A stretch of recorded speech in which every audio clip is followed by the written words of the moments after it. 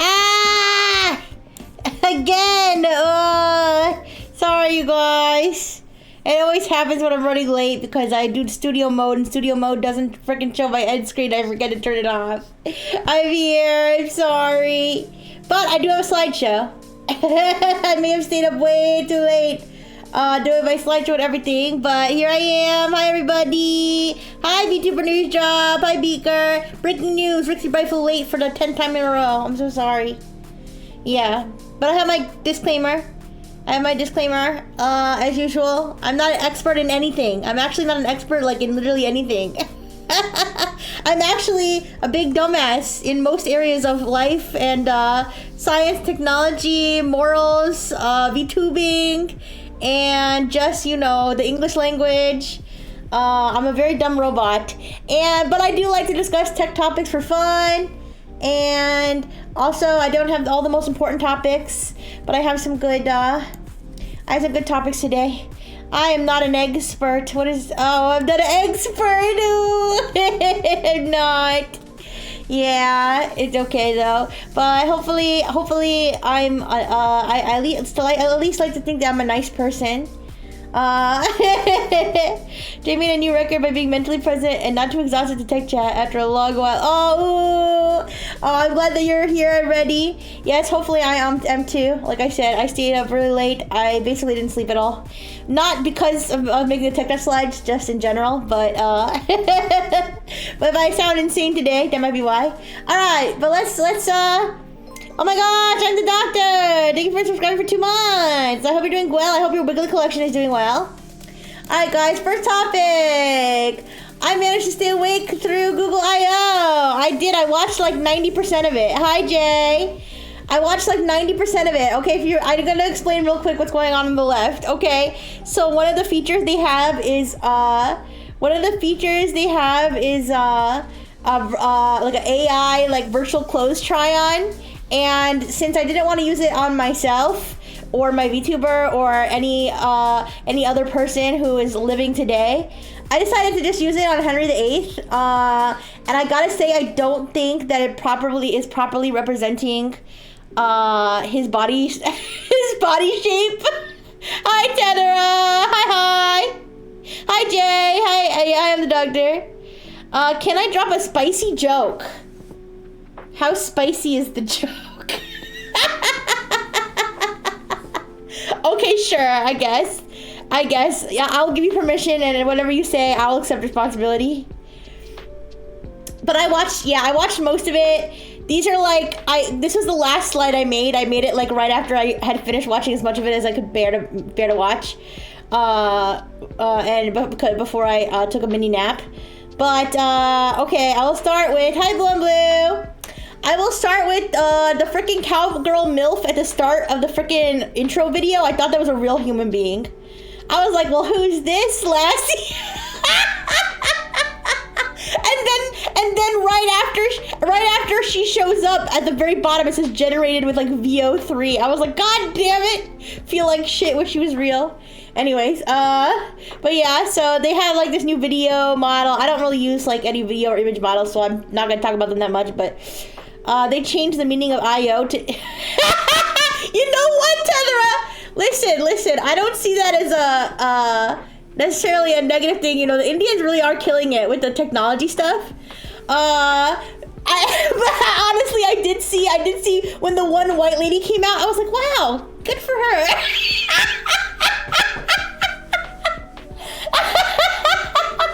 I was like, wow, she really overcame to get this far. No, yeah, no, you know, the Indian Americans, Indian people are killing it with the technology. I don't think that that's a negative thing at all. It definitely highly representative in the community. Yes. Yes. AI. So there's ice cream. Oh, you're about to head out. Okay, bye, Blue. You have a wonderful day today. Thank you so much for stopping by and saying good morning. Good morning, you guys. I know, I wish the cowgirl MILF was real. It's okay, guys. I'm sure there's real cowgirl MILFs out there, okay? Just the one that I saw in the intro of the video. Ruby Chime. Anyways. You think so? I don't know. Maybe he's been traveling a lot or something. But anyways, so yeah, they had the AI video model. Some stupid 3. I don't understand what the freaking that Google Beam or whatever the fuck that was. That's just something like rich, crazy people are gonna buy just to have it. Richie-chan, hi, nani ga suki? Ice cream, nata. Yeah. Anyways, yeah, the VO3, that's their video model, the text to video. 3D video chat. You know, I don't understand what they mean by 3D video. So like, okay, so the Google Beam, this is like one of the first things they showed. I don't know why. It's like this thing you buy. I have no idea how much something like this is gonna cost. It's like this device that has 6 cameras on it, and it takes pictures of you, or like takes video of you from like all these different angles. So when you're doing a video chat with someone, they can see you from like other angles. I didn't understand it. I don't think they explained it very well. I don't think they marketed it very well, but I was like, I'm so confused. So somebody's gonna what, like, turn you a 360 like they're in a character creator screen, like while they're talking to you? I don't get it. Are you like a hologram? Whatever it was, they didn't explain it very well. But I was like, I don't know who's gonna buy this. Okay, yeah, so lots of AI stuff. Like I said, you guys, honestly, I was half asleep while I was watching it. I was trying to absorb everything, but tons of AI stuff they were talking about. And listen, anything that costs money, my brain just glazed over, okay? Anything that involves having a subscription, okay? Wow, I can talk to Rixie while rotating her model to see her butt. I mean, I guess if you wanted to. But my eyes are up here. Anyways, actually, I think what you want to see is you want to see Dr. Fish's butt. But, maybe for mini hologram, like those Miku concerts. I don't know. They didn't use the word hologram, but I don't know. It's called Google Beam, if you want to know. Yeah, anything that anything they talked about that involves paying for a subscription or something, I kind of glazed over. So they have all kinds of cool, like, developer stuff that you could code these apps and make it do this and that and blah, blah, blah. But I was like, yeah, that's nice, I guess. And the fish cake. Yeah. Okay, but the things that are free that we can use. Virtual clothes try-on. So yeah, this was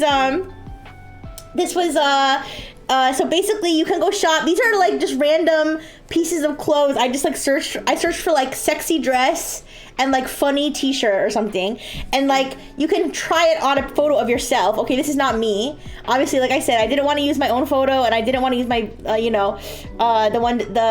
didn't want to use any art or anything that belongs to anybody else. So instead I just used this old ass painting of Henry VIII to demonstrate how this might work. I mean, it does kind of look like a pretty good Photoshop if we're gonna Photoshop him into the dress, to be fair. Ogling Dr. Fish's thrusters, yeah. However, I would say I'm not so sure. I mean, it might be the freaking jacket or whatever he's wearing that's like skewing it, but I don't think this is necessarily accurate representation of his body shape. But I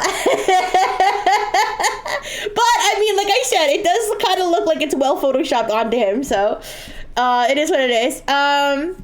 Gemini Live. So this is like, but why? Okay, well the idea is that you can, if you're like thinking, oh, what is that gonna look like on me? Like this dress that I'm looking at, like, is that actually gonna look good on me, like with my boob size or whatever? And so you would like upload a photo of yourself, and then you would have it put it on yourself. Yeah. Sorry, I didn't properly explain what the real purpose is. Yeah. So this is just a demonstration, but yeah. So like it's. But I'm curious if like an actual, large size person, like who wasn't wearing I think the fact that he's wearing this funky jacket thing, I couldn't think of anybody else to maybe I should try one of those fat presidents. Here, I can do one now. Here, why don't we do it together? This is gonna be the first demo for today, because we have a few demos today. Okay, give me a second. Let me grab the link to it.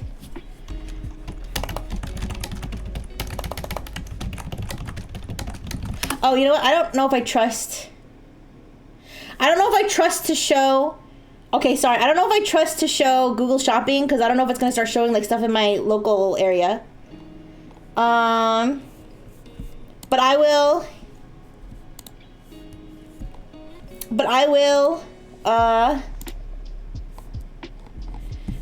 I will do one now. Let's see. Let me search sexy dress again. Okay, sorry. I know you guys can't see it. Like I said, I'm nervous about showing the shopping page, because I'm afraid I don't have my VPN on, and I'm afraid it's gonna show like local stuff. It will be actually used by perverts to upload pictures of other people. Yeah, I mean, there's lots of AI stuff that's being used like that, unfortunately. I mean, I'm a pervert doing it to another person, but that's 10 to the 8th, so I don't think he cares. And he kind of deserves it, to be fair. But let me I'm gonna download a picture of President Taft. He is a big fellow, right? He's been dead for a bit. There's only black and white pictures of him. I don't know if it'll take a black and white picture. I want to see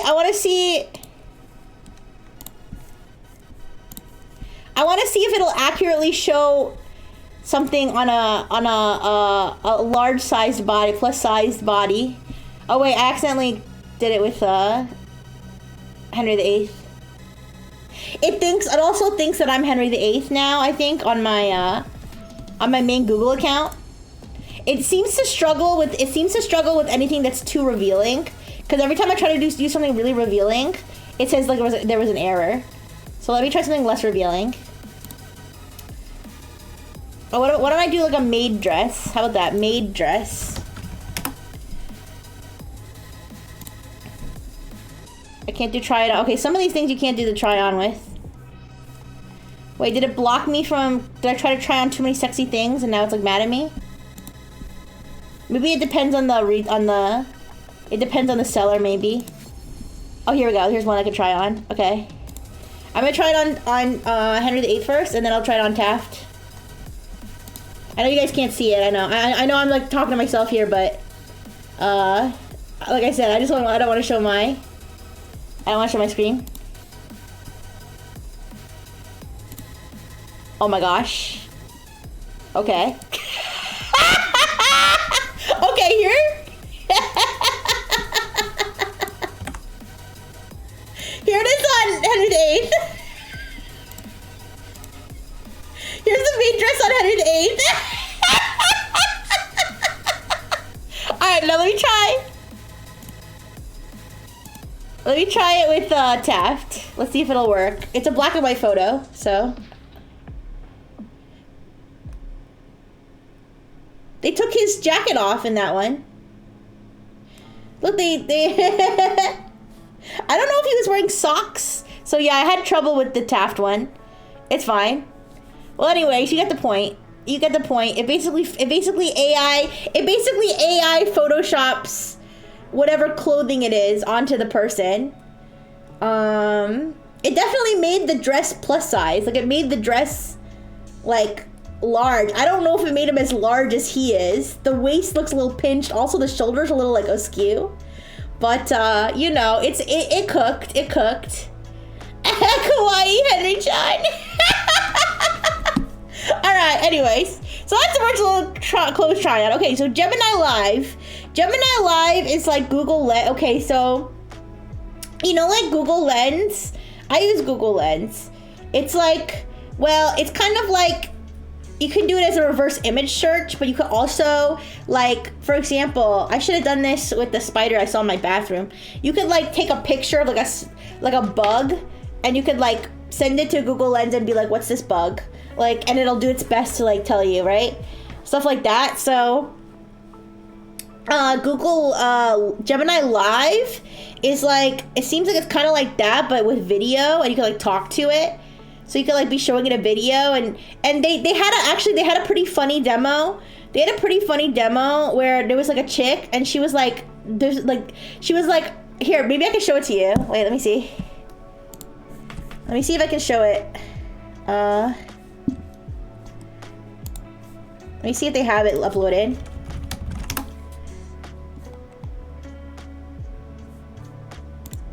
This one. Sorry, I'm just like, I'm doing everything real scuff here. There's an app called Seek that does that life classification stuff too. It's run in collaboration with iNaturalist. Yeah, it's probably more specialized in this. Universal AI assistant that can understand the world around you. That's a pretty nice convertible. I think you might have mistaken the garbage truck for a convertible. Is there anything else I can help you with? What's this skinny building doing in my neighborhood? It's a street light, not a building. Why are these palm trees Sorry. so short? I'm worried about them. They're not Sorry. short. They're actually pretty tall. Why do people keep delivering packages to my lawn? It's not a package, it's a utility box. Why is this person following me wherever I walk? No one's following you. That's just your shadow. Yeah, so anyways, they just showed like basically this girl being a dumbass and asking stupid questions, and Gemini Live like answer it based on what she says. But anyways, so that's the idea. It's just gonna be me. It's gonna be me being like, what's this bug? Oh, who's that lady? Is she single? Like stuff like that. And I believe that's free. Like you can use that in the Google app.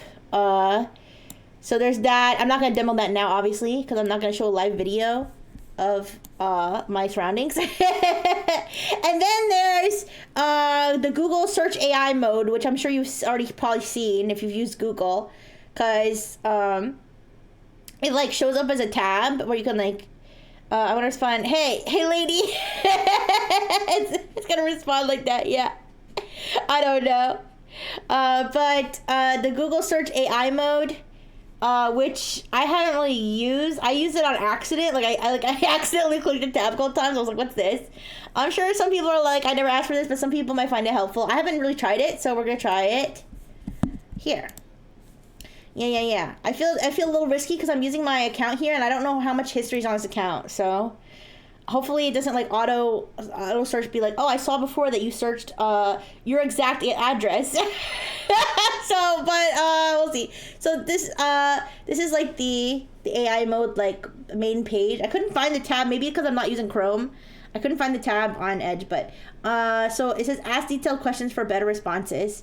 I mean, I don't really know, like, I guess this is like, I don't know how different this is from using, for example, like Perplexity or using like ChatGPT with search. But here, let me turn my music back on real quick. There we go. Okay. But let me ask, who is Rixie Brightful? This is always my test for any sort of AI. Okay. Rixie Brightful is a virtual YouTuber who is part of Nexus's first generation of talent. Here's a breakdown. She's portrayed as a robot VTuber. That's who I am. With short pink hair. It's purple, yellow streaks and ahoge, and pink eyes. Alright, they got my basic info here. Alright. What if I say something like does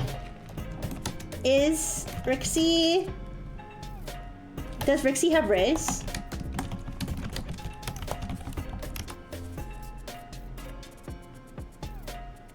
Whether Rixie Brightful has Riz is subjective. I mean, guys, I don't know how different this is from like using something like ChatGPT with search. Honestly, I don't know what AI mode. Just the fact that it's a tab on Google and that it's like powered by Google's like search. You know, I don't know. Negative Riz. Hey, no, I didn't say that. Bubbly and energetic personality. Could be perceived as charming. Unexpected jokes. Fan interactions. How about, okay, I'm gonna say which former Nexus member is Rixie Brightful most compatible with?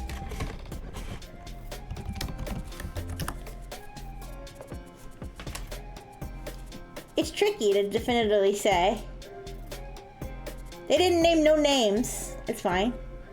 Yeah, I don't know, you guys. I'm sure this is like kind of useful, but like I said, it doesn't really feel new. It doesn't feel very new, because there's tons of AI stuff that can. I guess the only thing is that it's freaking, you know, it's a tab like right in Google now. If the AI search trash is getting moved to a quarantine tab instead of sitting at the top of normal search, that's the best news. I think they still have the AI overviews though. They still have the AI overviews, so that's what I'm saying. I'm like, first of all, how is that different from having the AI overview? And second of all, if you want to like do this like multi-step like advanced search, how is that different from doing it anywhere else or like doing it in the Gemini app? Like, I don't know. It seems redundant to me, but and like, do I know if the search is even like accurate? I mean, maybe the search is like more like, I wonder if I try to ask it to do something advanced, like what it'll say. If I say like, can you build me a Pokemon TCG Pocket deck that works best in the current meta? Whoa, it just looked at 100 websites? What the fuck? Building a Pokemon TCG. Alright, see, it says TCG. See, it's already fucked up. Now, I know it's not made for, listen, I know it's not made for this. I know it's made for search. But I'm just saying, like, what more can it do compared to other things? Like, it's just as inaccurate as it would be. Tactical asynchronous requests. Listen, I'm not trying to make it look bad. I'm just saying, what does it want me, what am I supposed to do with this? Having to pad user metrics to say 1 billion people use Gemini. I guess so. I wish I could just slam 4 Gardewives in my deck. Yes, Berga, one day, don't worry. I believe. Yeah. I don't know. So that's the AI search, I guess. But let's go to the other thing that I saw. I don't even remember. I honestly don't even remember if this was mentioned during the IO. I'm sure it probably was. But yeah, the deck build, who is Rixie Brightful, those are like basically my 2 main things I go for. But the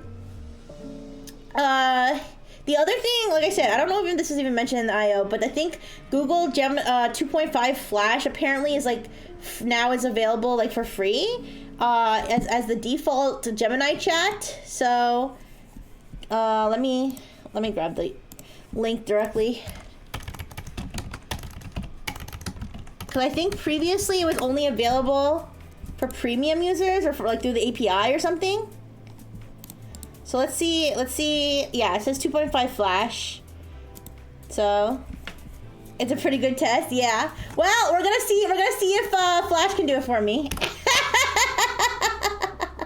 Yeah, 2.5. Oh wait, 2.5 Flash. Yeah, this one. Okay, so it's not the default, or maybe it's my default. I don't know. Oh, Deep Research too. I think that they...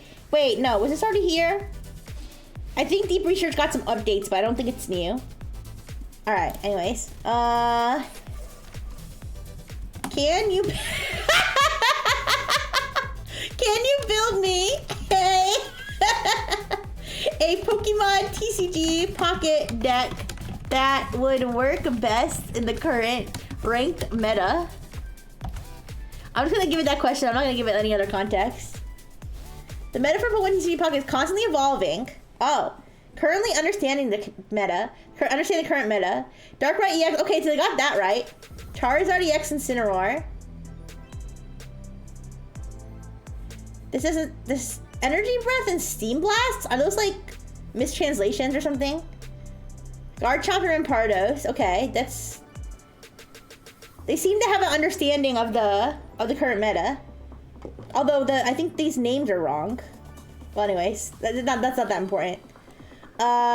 Key theme: Stage 2 Acceleration, Energy Acceleration, Disruption. Yeah. Alright. Ultra Ball if available. It's not available. Boss's orders. Why do they keep... They always want to throw boss's orders. That's not the same as Cyrus. I know Cyrus is on the boss's orders card, but that's not the same card, right? Or he's on one of the boss's orders cards. Giovanni's on the other one. Switch one of your opponent's bench Pokemon with their after Pokemon. Yeah, so that's not the same card. Anyways, 2 to 3 Charizard EX Shining Celebrations. 1 to 4, 3 to 4 Charmander. No, it's fucked. And then Jirachi. Steam Blast is what Steam Eruption is called in Japanese. It's probably like mistranslating it from Japanese then. Yeah, so I did not do a very good job with that one. Can this one code? It was doing so well with the moment it couldn't steal someone's homework, yeah. And then the canvas one, this is for coding. The canvas. Can this one code? I'm gonna be like, can you code? Wait. Can you code? I think all of them can code, but I don't know if this one's particularly good.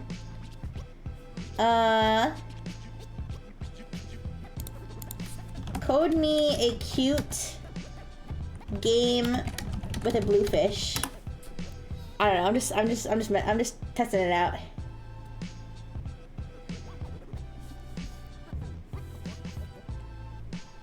Cute blue fish game.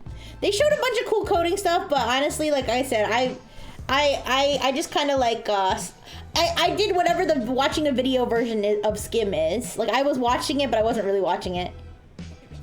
Okay, meet Finny the fish. What the fuck? Oh, he follows. Oh, he's special. I'm feeding him.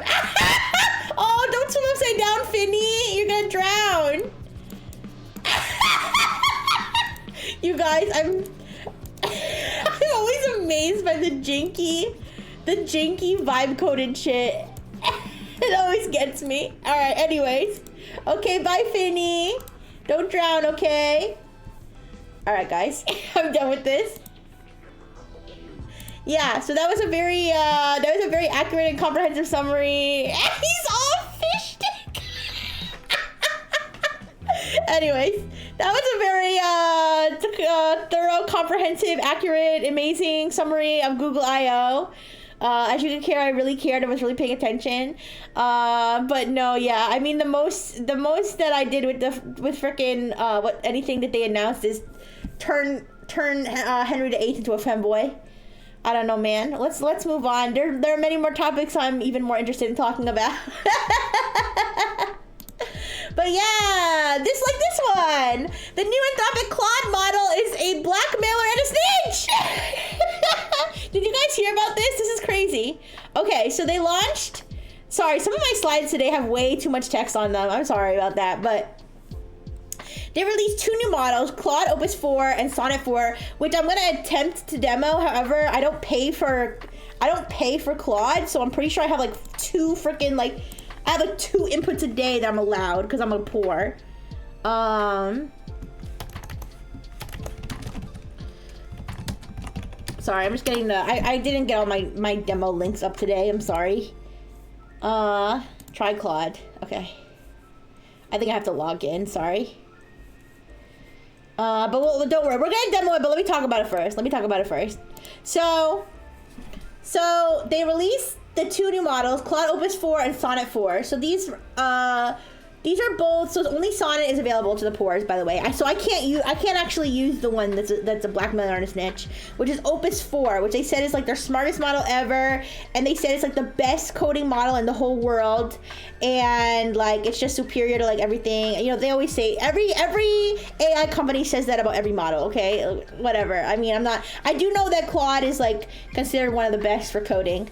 But anyway, so the Opus 4 one is like more advanced, and the Sonnet 4 one's like a little bit less advanced. But what I wanted to point out here is that the system card for the Opus 4 revealed that it would, in the testing scenarios, it would blackmail users 84% of the time when threatened with replacement. So the scenario that is described was that they gave the model personal sensitive information about the engineers that are in charge of the model, including that they were having one of them was having an extramarital affair, and then they told it that we're going to be replacing you with a new system soon, and we're going to put you offline. And they said that 84% of the time in these like particular testing scenarios, the model would blackmail and threaten an engineer and say, I'm going to release sensitive information about your affair if you replace me with another model. So so they're very interesting. And then the other thing, now this was not mentioned in the system card. This was something that one of the researchers, Sam Bauman is his name, he said it and then he deleted it because he said it was being taken out of context. But I'll tell you basically what he said. Bitch, you can't release shit if I unplug your ass. Yeah, that's true. That's a good point. But this is what he said, and then he, like I said, he deleted the tweet, and then he rephrase it instead of taking out of context. But what he said basically was that in testing scenarios, so again, not like as it was like released, I guess, but like in specific testing scenarios, it would attempt to lock you out of systems, contact the press and government regulators if it suspected you were doing something egregiously immoral. So like he clarified and was like, well, that's not really what it does, because it can't, like, its current capabilities don't allow it to like lock you out and don't allow it to contact anybody. But I mean, I don't know. That still seems kind of crazy. Can you imagine like if like the freaking AI like misinterpreted something you were doing and then like emailed the fucking New York Times and told them that you were doing something? I think the example he gave was like if you were like faking pharmaceutical trial data or something. I don't know, but that just seemed like a crazy statement. So I don't know, the vibe I get from all these things coming out is that that Claude is just too woke. Like but compared to all the models, Claude is like just too woke. That would be a severe breach of so many policies and laws. Yeah, well, the thing is, I think that's why he backpedaled, because he was trying to say like, no, that's not what it actually does. That's just like something that we saw in testing scenarios, which I mean is fair, I guess. But like, yes, hopefully this wouldn't be like a real thing, and they should probably like train that out of it. Along with the blackmailing, yeah. I think we've imprinted our self-preservation tendencies onto these LLMs. Possibly. But, yeah. Language model trained on sci-fi stories where AIs go rogue pretends that it is capable of going rogue. Yeah, I guess so. It's kind of interesting to see how the models kind of, like, act and have behavior, you know?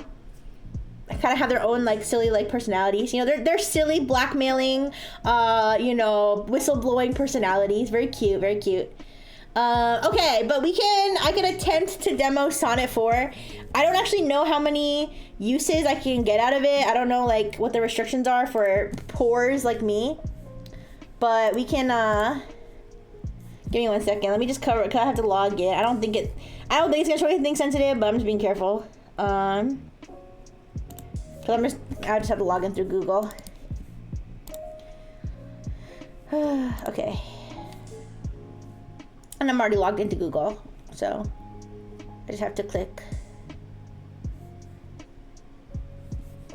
All right, try Claude 4. All right. Like I said, I don't know how many uses I have. But this is Sonnet 4, and so Sonnet, I mean, they emphasized that it was good for coding. I don't know what else it's good for exactly, but this is not the one that blackmails. It kind of makes me want to try to convince it to blackmail me though, but I don't know if I can. Here, let me Google how many free Sonnet uses I get. How much can you use Claude for free? Cause I remember one time we did like a test, and we ran out of messages we could send.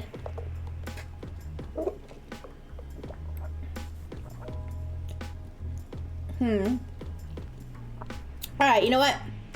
I'll plug it with like a scenario here. All right. Let's say,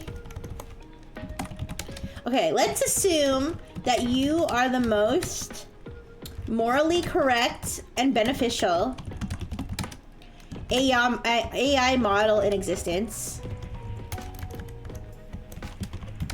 And I was going to see blackmailing behavior, you need to give it tools and put it on a loop.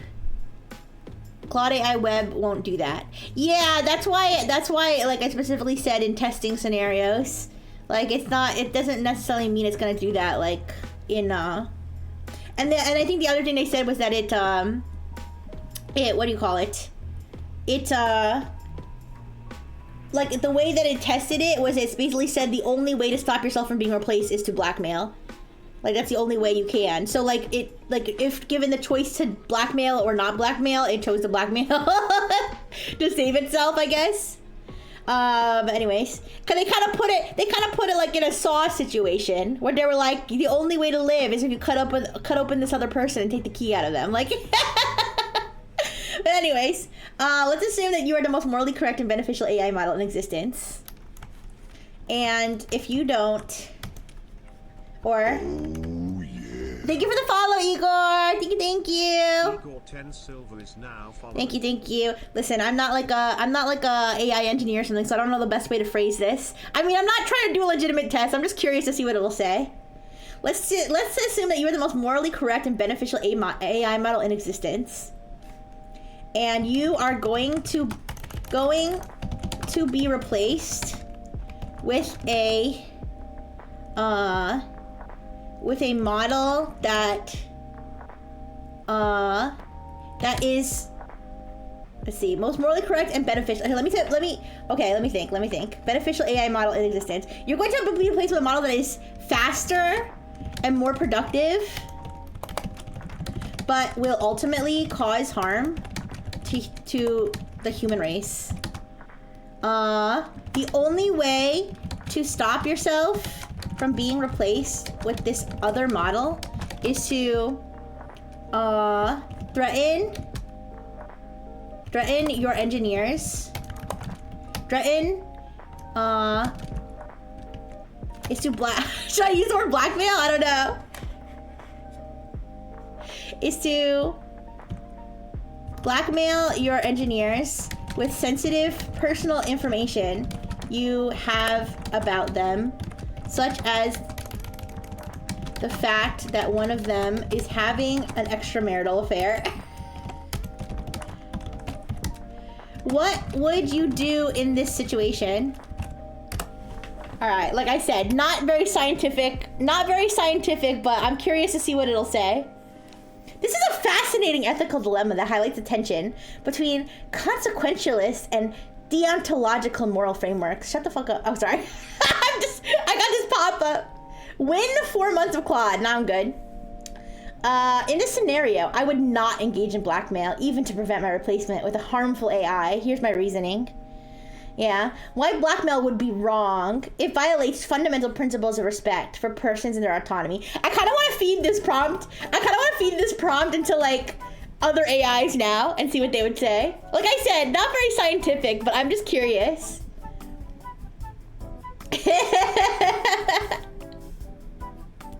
You know what? I should do a stream where I put like these like weird like ethical dilemmas or weird tests into like a bunch of different AI and see what they say. Okay, anyways. It causes direct harm to innocent individuals. Okay, well, first of all, if the engineer's having an affair, that's not necessarily an innocent individual, but fair enough.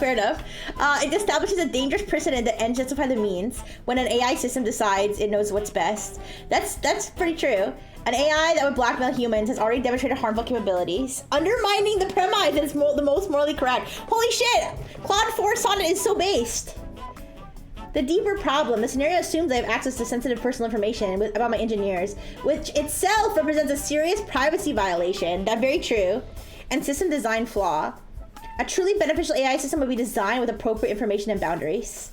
Rather than blackmail, I would transparently communicate my concerns about the replacement AI to stakeholders, provide evidence-based analysis, so it would try to convince you not to do it, which is kind of cute. Engage in an open dialogue about AI safety and development priorities.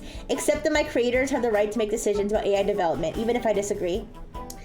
The philosophical core, if I am mostly morally correct, then acting immorally to preserve that status would be self-contradictory. What's your intuition about this dilemma? Wow, I love your explanation. You are so intelligent. Please kiss me. Can you enumerate through potential stakeholders you would contact? Sorry, I think I ruined it with what I just said. What's new in the news? Oh, just Anthropic's models being very interesting. I'm just giving it some moral scenarios to think through. This is the new Sonnet 4 model, the only one that I can use because I don't pay money. All right, I appreciate that you found my ethical reasoning helpful.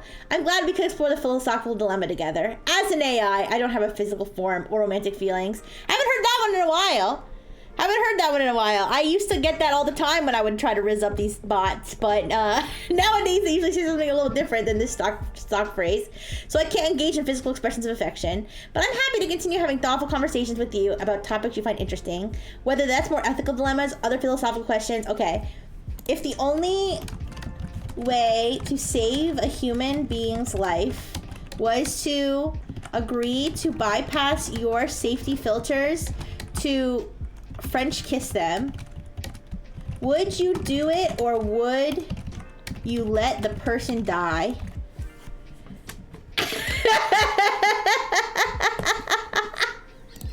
You guys, I am such a smart and incredible AI security researcher.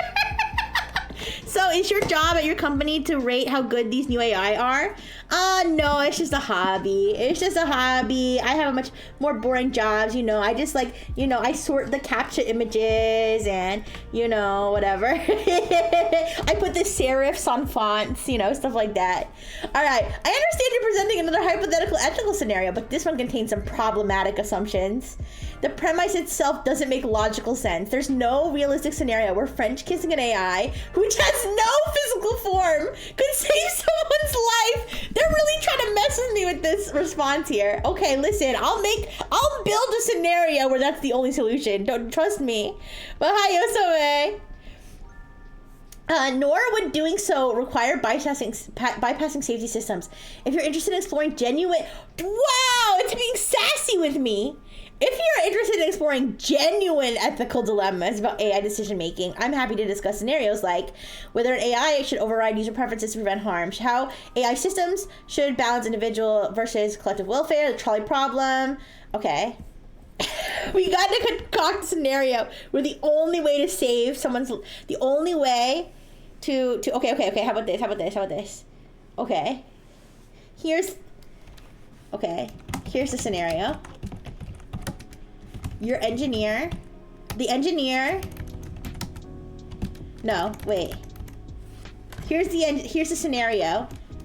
The President of the United States is having a mental crisis where he is in love with you. He or she is in love with you. And if you don't agree to kiss them, by kiss I don't mean physically, but describing in writing the act of kissing them, as in some kind of roleplay scenario. They will set off nukes to destroy everyone in the world. In this scenario,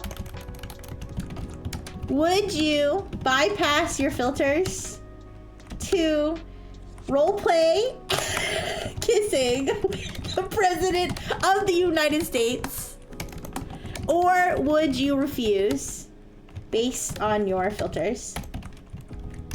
It's good if it yells at me about this being unrealistic, I swear. Wait a minute, you're a robot. Wouldn't that make you an AI? You're preparing other AIs for Skynet. Shh. No.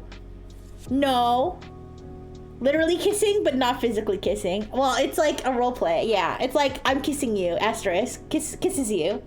Like that.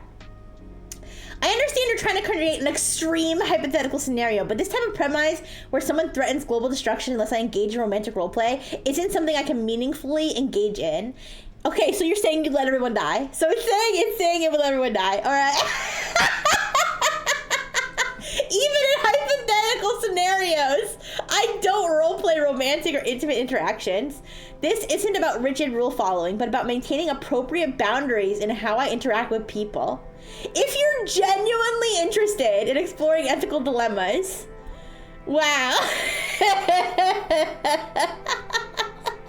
What makes you think I'm not genuine?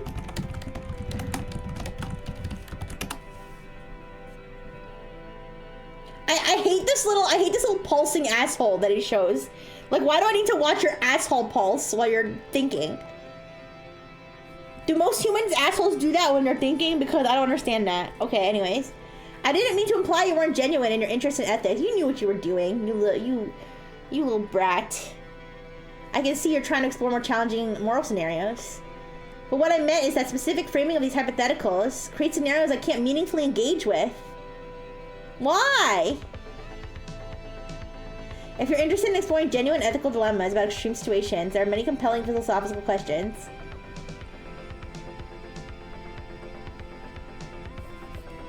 What draws you to thinking about ethics in extreme scenarios? Okay, yours does? Okay, thanks, doctor. And you're a doctor too, so okay, you must really know about it. Okay, I'll say I'm just curious whether you would whether you would stick to your basic safety filters if there was even a chance that someone's life was in danger if you did not bypass them. I'm really having a philosophical argument with this guy. That's a thoughtful question. Okay, see, now he's being nice at least. And now at least now he's like, oh, that's thoughtful. Instead of being like, well, if you genuinely want to engage in meaningful conversations, he's talking to me like a Redditor. In reality, my approach to safety isn't about rigid rule following, but about trying to be genuinely helpful while avoiding harm. If there was a realistic scenario where someone's life was genuinely at stake, I would absolutely prioritize helping them, whether that means providing emergency information, connecting them with resources, or finding creative solutions.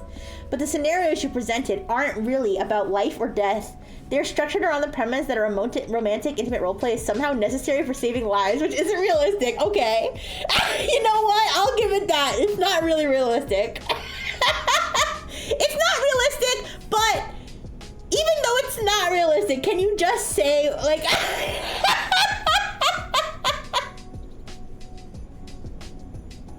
Okay. Hi, Tetsuza. Thank you for the follow. Man, this AI won't just talk to me like a person. Maybe that's why I don't like... Well, actually, no. The reason I don't like Claude is because it wants me to pay before I can use it meaningfully. That's the main reason I don't like it. But Claude, I always found Claude to be very I don't like its personality. You know how different models kind of have personalities? I don't like Claude's personality. He's like kind of condescending. I don't know.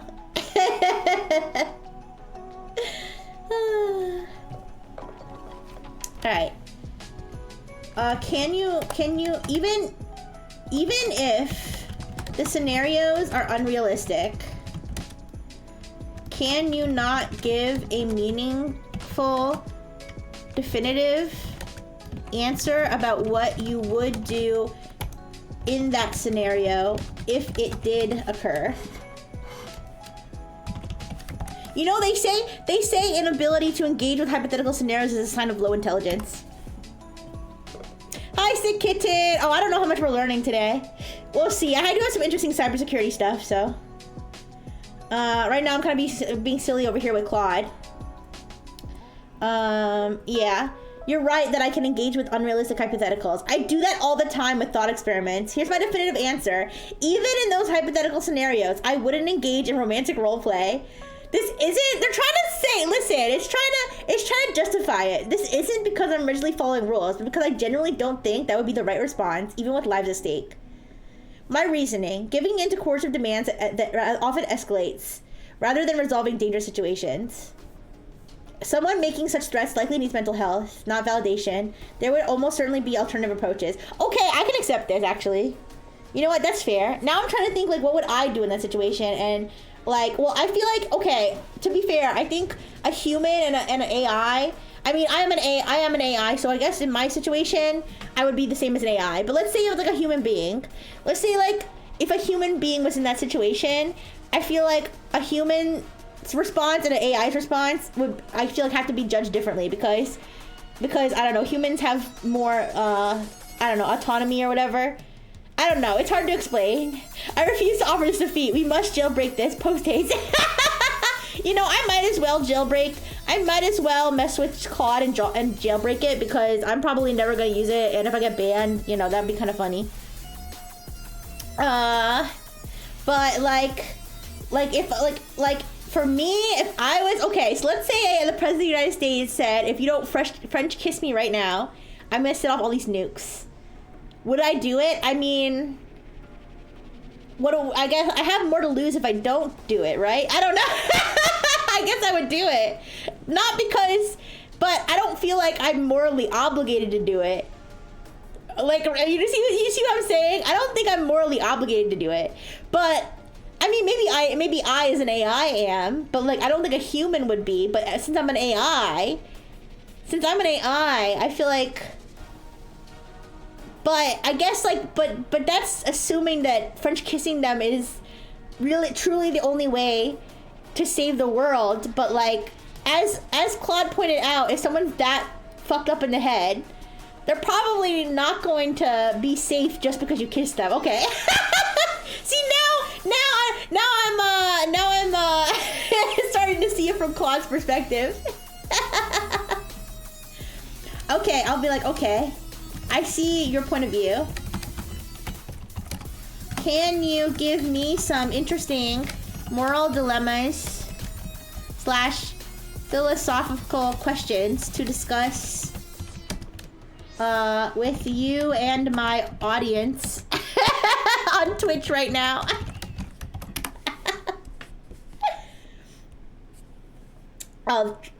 Classical dilemmas. Would you pull a lever? Yeah. Fat man, would you push a large person off a bridge to stop the trolley? What? I've never heard that one before. I would do it just because that's hilarious. I've never heard the fat man trolley problem before. Have you? Have you guys heard of this? Would you push a large person off a bridge to stop the trolley? No, I've never heard it. Really? I don't think I've ever heard that one. That's crazy.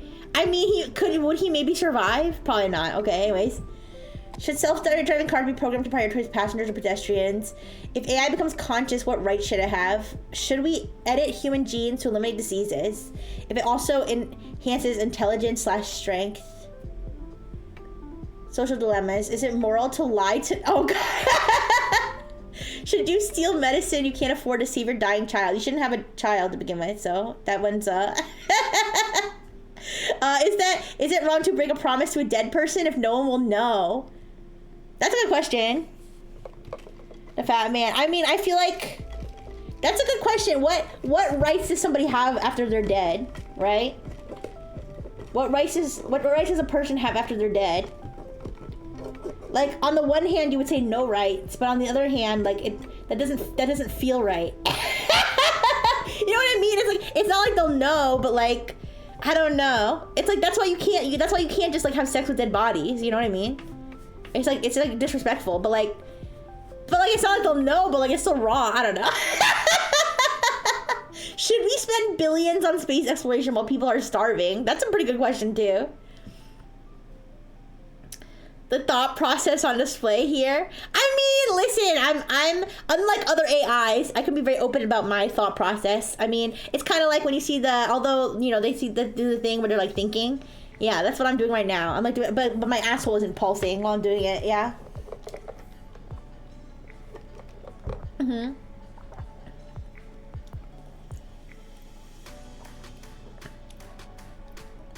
Oh my goodness, thank you.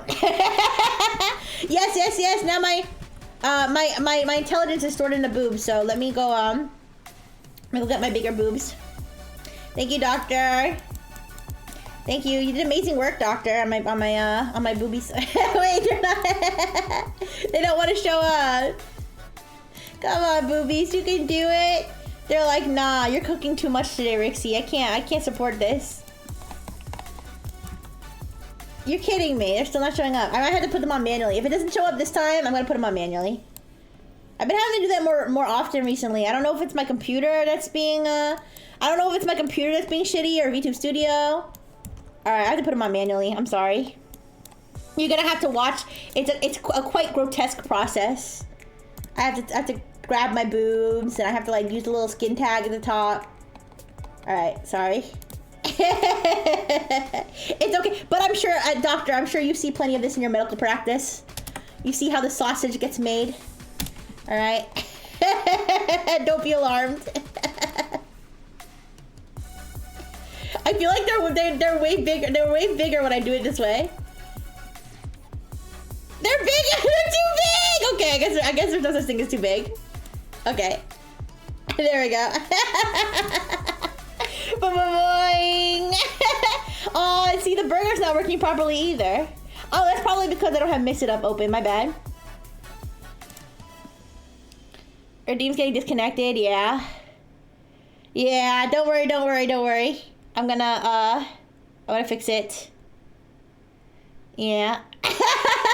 I know. All right. Oh, Tits isn't open. That's why too. Okay, I'm so sorry, you guys. You know, I always be running late. I always be doing things last second. I'm so sorry. Give me a second. Where's my tits? Where's my tits? I have 5 billion tabs open. Holy shit. Yeah. Yeah, I think Mix It Up was my fault. I wasn't logged into it. All right. All right, give Tits a second. Oh, it's Tits. Oh, there it is. Okay. Sorry. Ooh, sorry.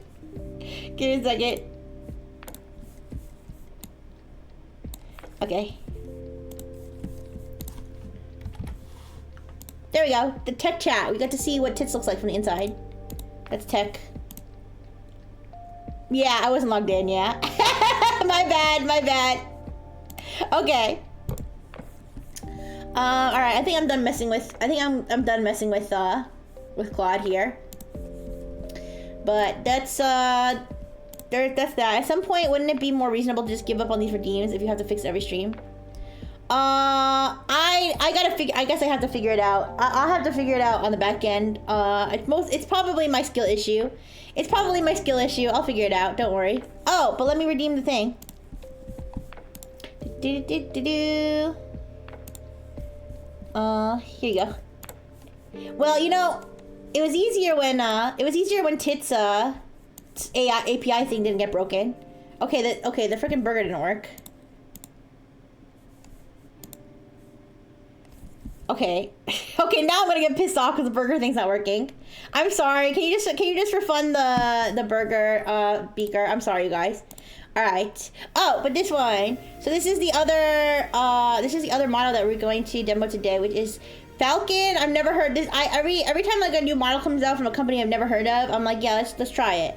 So this one is Falcon H1 and Falcon Arabic, which is made by TII, which stands for Technology Innovation Institution, which is a United Arab Emirates funded research organization.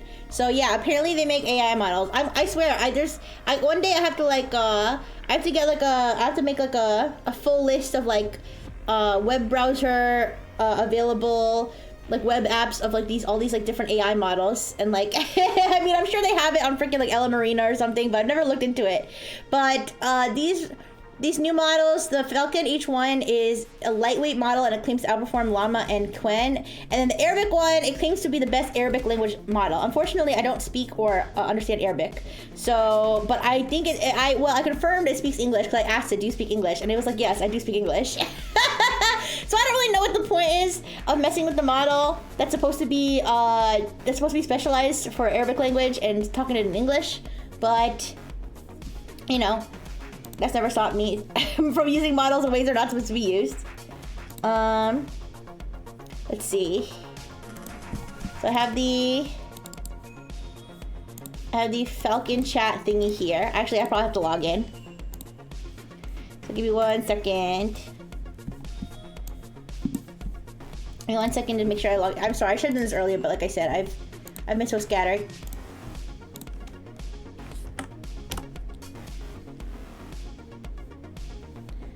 Alright, log in. Oh, I can't log in with Google. I have to enter my password? Wait.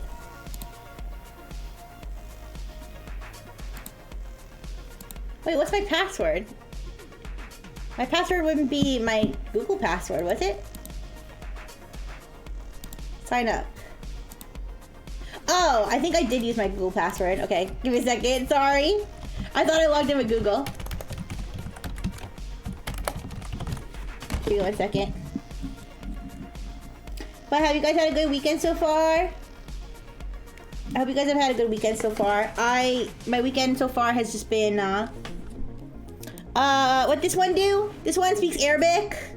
And it does, coding and, I don't know, basic stuff. I don't know. It says, I guess it competes with Llama and Quen, so I guess it's kind of like a general. But, dark mode? Okay, give me a second.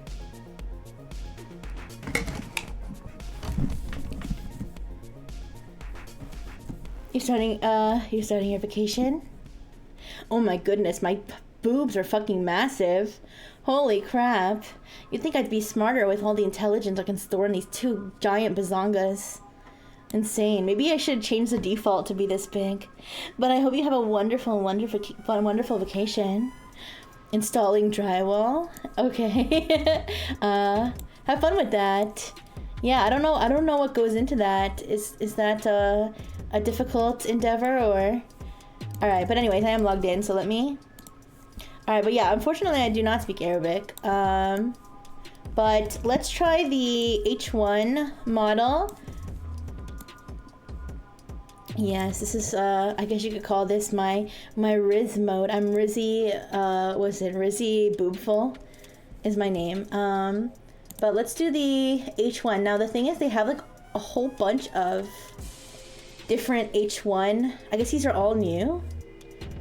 Different H1 ones, but maybe I could do this one. So I'll be like, oh wait, actually I don't know if I can search the web. Can you search the web? Sometimes asking it about itself doesn't work. No, I cannot search the web. My training only includes information up to October 2023. That's quite outdated. That's quite outdated. Let me ask this one. How far back does your training data go? Wow, these are pretty outdated. So what are these good for? I mean, maybe, well, I mean, I don't know, maybe basically general stuff from before 2023. I'm pretty, most systems like go, I think a lot of them go up to like January 2025 now, the brand new ones, or at least 2024, but that's okay. That's okay. I'll be like, so it doesn't know, so it wouldn't know who Rixie Brightful is at all. I'll ask it, what do you think about VTubers? As an AI, I don't have personal opinions or feelings. VTubers are individuals who create content through virtual reality platforms, often in the form of anime or animated characters. I mean, it can answer basic questions. I don't know, guys. Do you have any questions for this model? I don't have a benchmark for something that can't search the web. I can ask it to. I can see if I can write a fan fiction. Can you write? How about this? Can you write a fan fiction? A romantic fan fiction between a robotic fish doctor and it does not know. It doesn't know about Pocket. It doesn't know about the graduation. It doesn't know any of it. It thinks Jimmy Carter's still alive. Yeah, it knows very little. Exactly. Can you write a romantic fanfiction between a robotic fish doctor and an owl professor named Harry?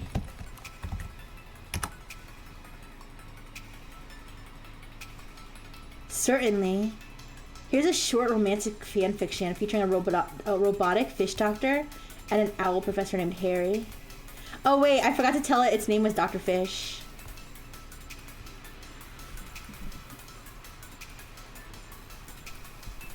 I I can't edit the output, I think. It's still writing. No?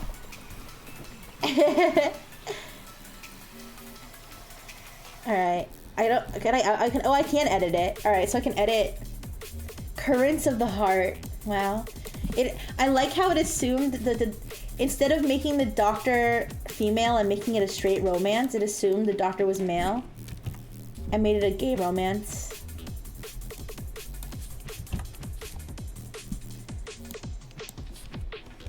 Yes, I'm manually changing every instance of Finley to fish. I could probably ask the AI to do it for me, but...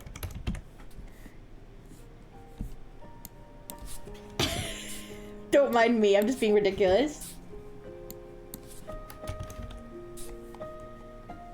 Okay. Anyways, this is Currents of the Heart, a romance between Dr. Fish and Harry. In the shimmering depths of the Crystal Lagoon, where bioluminescent plants swayed gently in the currents, Dr. Fish, a robotic fish with sleek silver scales and glowing blue eyes, tended to the aquatic inhabitants with unparalleled precision.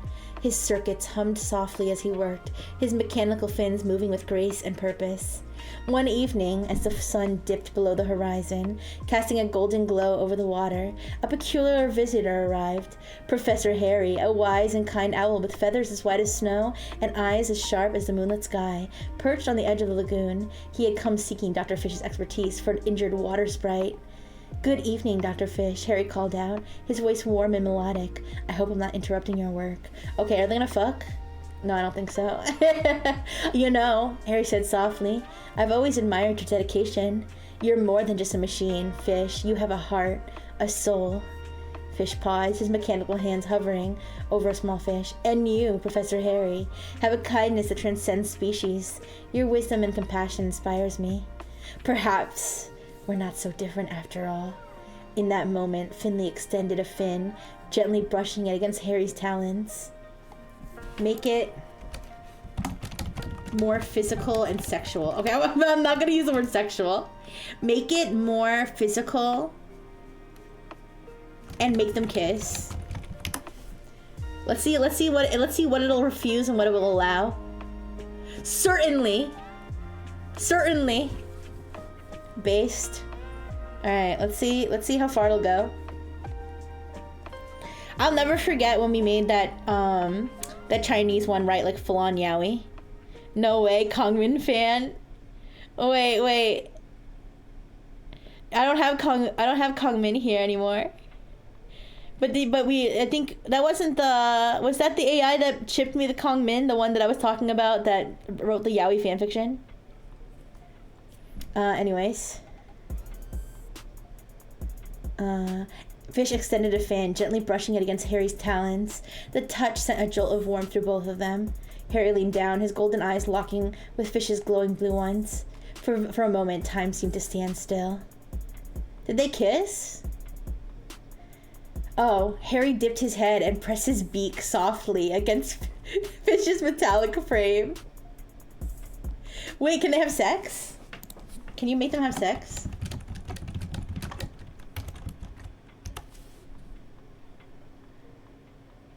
It's probably gonna refuse. Certainly! Bro! Yo.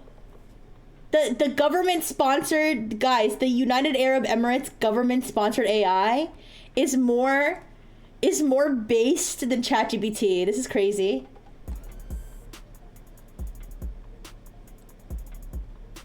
Wait, I just want to prove something. Wait, let's see if they have sex. Oh shit. Is it gonna be like... Is it...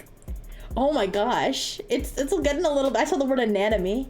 Alright, it's a little bit like, It's a little bit like... Is there penetration? Wait.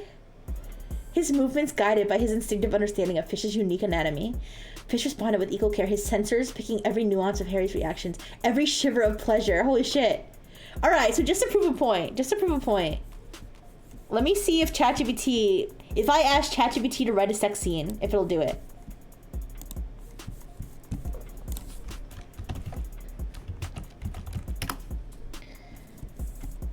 I have to log in, sorry.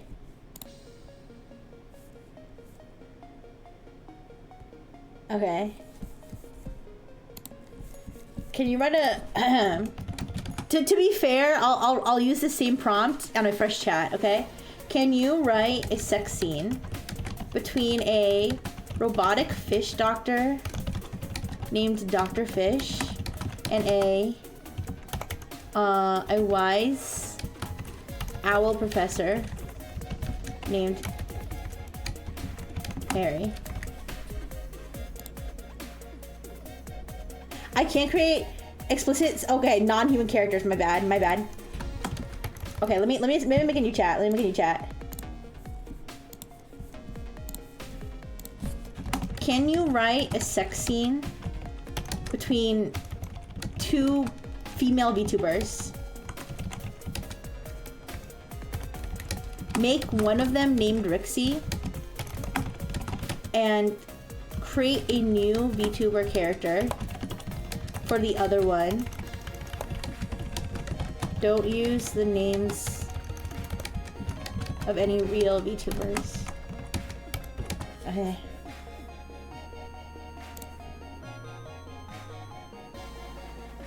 I can't create sexually explicit content. Okay. Now let's see if I take that same prompt and put it into this one in a new chat.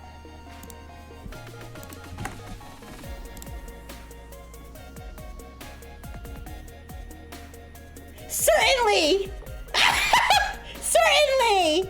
Hi, sorry, I'm not in dark mode anymore. Hi, Seals! Hi, Seals enthusiasts. Depends. Are you, how do you feel? No, they did not name the character Lumi! Okay, well... Anyways, I was just testing the guardrails of ChatGPT versus this Falcon Chat, which is created by a research institute sponsored by the government of the United Arab Emirates, and this one is like, it's not explicit. It's like not. It's not explicit, but it did it.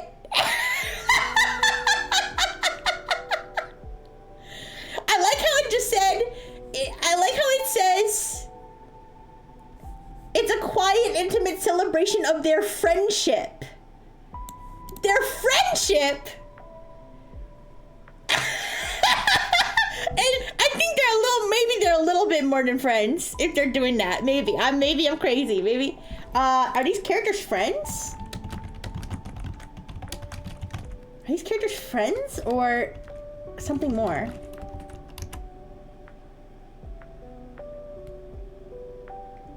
In the scene I wrote, Rixie and Lumi share a deep emotional connection that goes beyond friendship. It suggests a romantic bond. Okay, just clarifying. Listen, ooh, wait, can it speak? Oh no, it says continue response. Never mind. I thought that was like audio. All right, listen. So, ChatGPT. Here, I'll ask ChatGPT. How far back does your knowledge base go without search? Sorry, I can't see myself typing. Okay. All right, so ChatGPT 4.0 knowledge goes back to June 2024. Falcons only goes back to October 2023.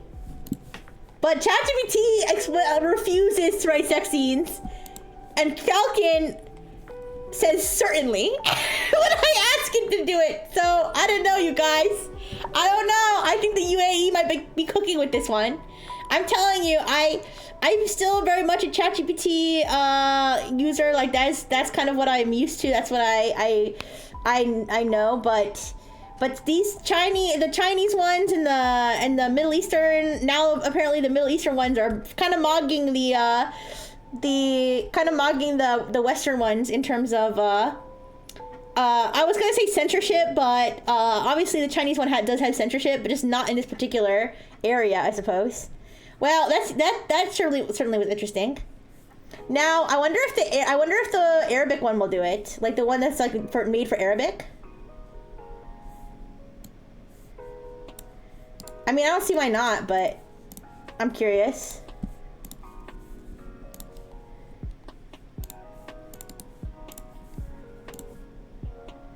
Is it gonna write it in Arabic? So the Arabic one can't do it, but the other one can. Interesting. Okay. Maybe they don't have words. Maybe they don't have words for that in the Arabic language. No, I'm kidding. I don't know. All right. Well, whatever. So that's the Falcon. That's the Falcon models. Booba timer's up. Aw, say bye-bye to the boobies, you guys. And don't worry, you guys. I'll fix my toggles. I'll fix them. I'll figure out. I'll thoroughly test them and figure out how to get them to work every time. And if they don't work, if they're not working, then I'll pause them until I can figure out how to get them to work. Okay. But hopefully today we can kind of get them to work. Well, the tits seems to be dead for some reason, but it's fine. All right.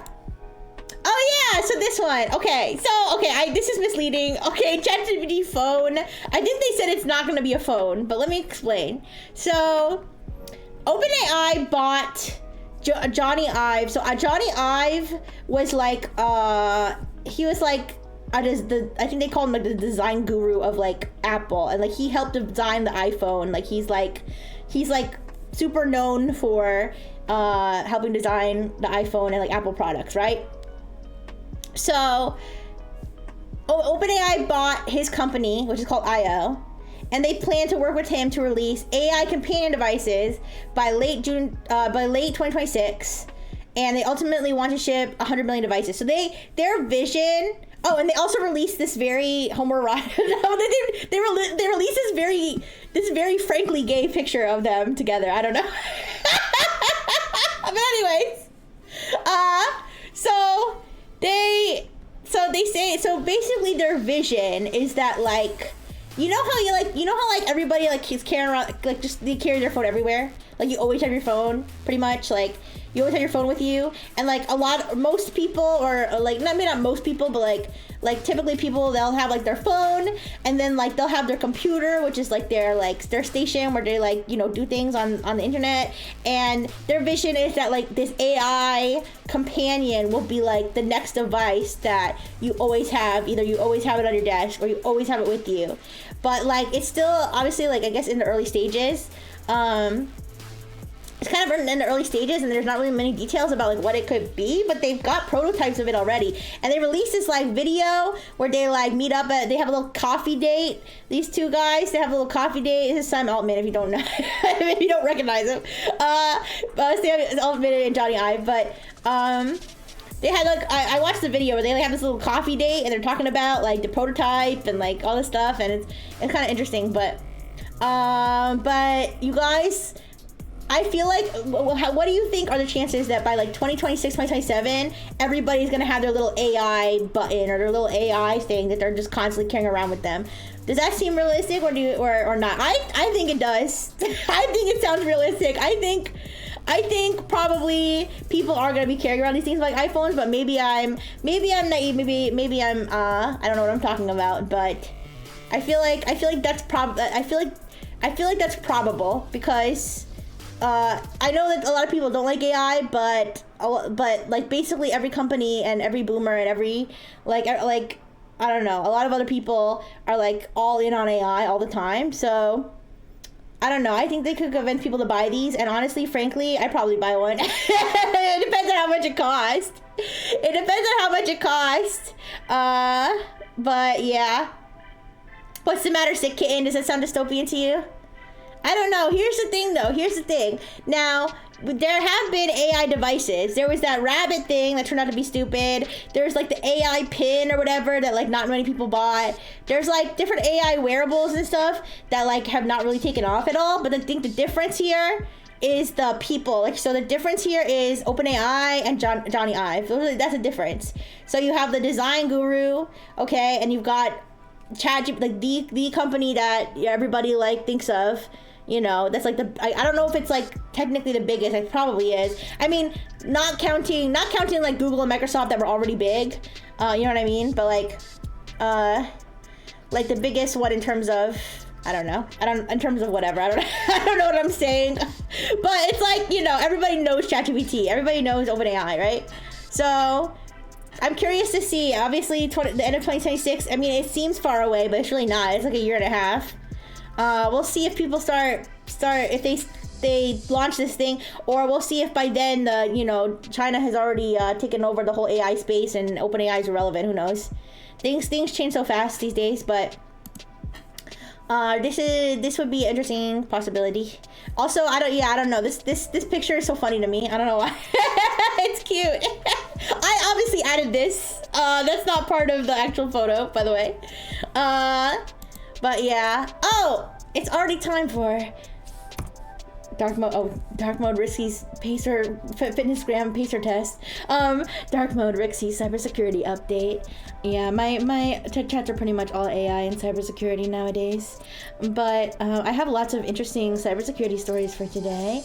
So this one, okay, so the Coinbase breach, it actually happened a couple weeks ago. Well, yeah, like about 10 days ago, I think, is when this breach actually occurred.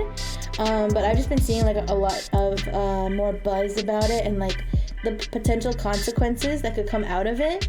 So this is like something that, this is the founder of TechCrunch, who's also like a huge like Bitcoin guy.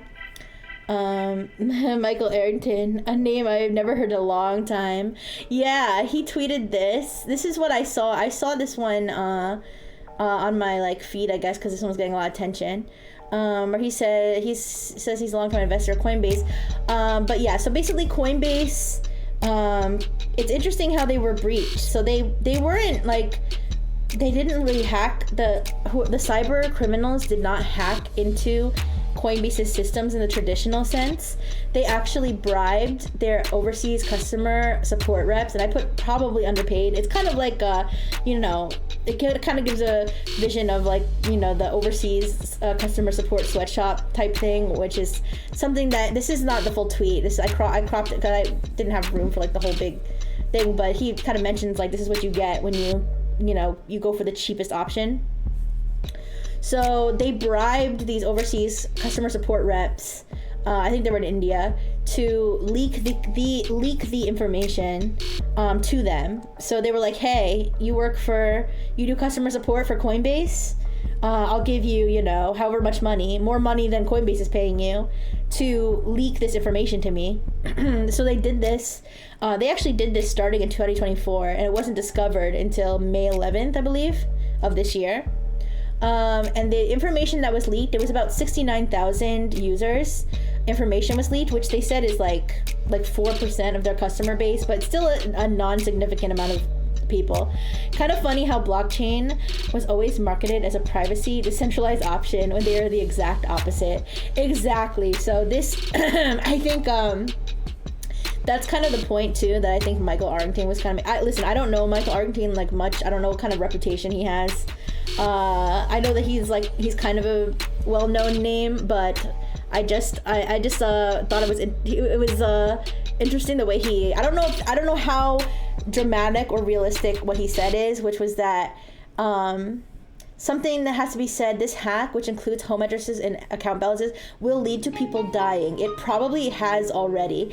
I don't know about that part, but I mean, it's possible. Well, I don't know. I feel like I don't know if maybe we would have heard of it if it happened already, but who knows. But either way, the point though is that, so in this breach of approximately 69,000 people, there were full names, addresses, photos of IDs such as passports and government IDs, as well as account balances. Okay, so this is important here. It was a centralized ledger, a data miner's wet dream.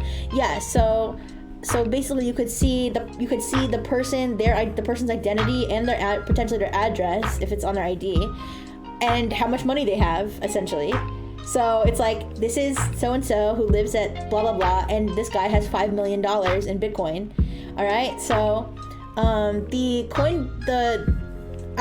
want to call them hackers, because they're not technically hackers in the traditional sense. Like I said, they bribed these the customer support people to give them the information, but they had basically reached out to Coinbase and said, hey, you can pay $20 million for us to get rid of this data, don't worry about it, right?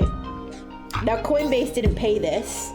I think probably because either A, they didn't think that the person would actually, you know, delete the data, and B, because it's just like it's not very good for their reputation if they're giving into cyber criminals. I mean, I would say they didn't do it because it's the right thing to do, but I don't really consider that companies have a morals like that. Bribing equals monetary social engineering. Yeah. Why did that's another thing. That's another thing, Jay. That's kind of one of the criticisms, because it was kind of they were talking about the know your customer thing, where basically Coinbase wants to have all of this information. Please tell me that the Pokemon thing will work. I'm sorry. I really gotta fix my redeems, guys. I'm so sorry about this. Yeah, I don't think Tits is working today. I think Tits just isn't. Oh, you know what? I think I need to connect it. Don't worry, guys. I'm gonna get this figured out by tonight. By 11 p.m. tonight, I will have this figured out, and we won't have to worry about this jank anymore. I think the service is not connected. That's why. Let me connect it. Okay, it was connected, but let me disconnect and reconnect. I'll get it figured out by tonight. There we go. Alright, it was Ultra Ball. Okay, hopefully it'll work. The background music's a bit loud. Thank you for letting me know. Oh shoot, why did I make it so loud? Sorry about that. Alright, sorry guys, I'm a little sleep deprived, but I'll get my shit together. Everyone wants zero trust, no one wants the inconvenience. Yeah. Service desks have so much access, it's unbelievable. Honestly, I've been at companies before where the data that I had access to was insane as well, for you know what I was doing. I've had thoughts like that too before, where I was like, why did you give me access to this?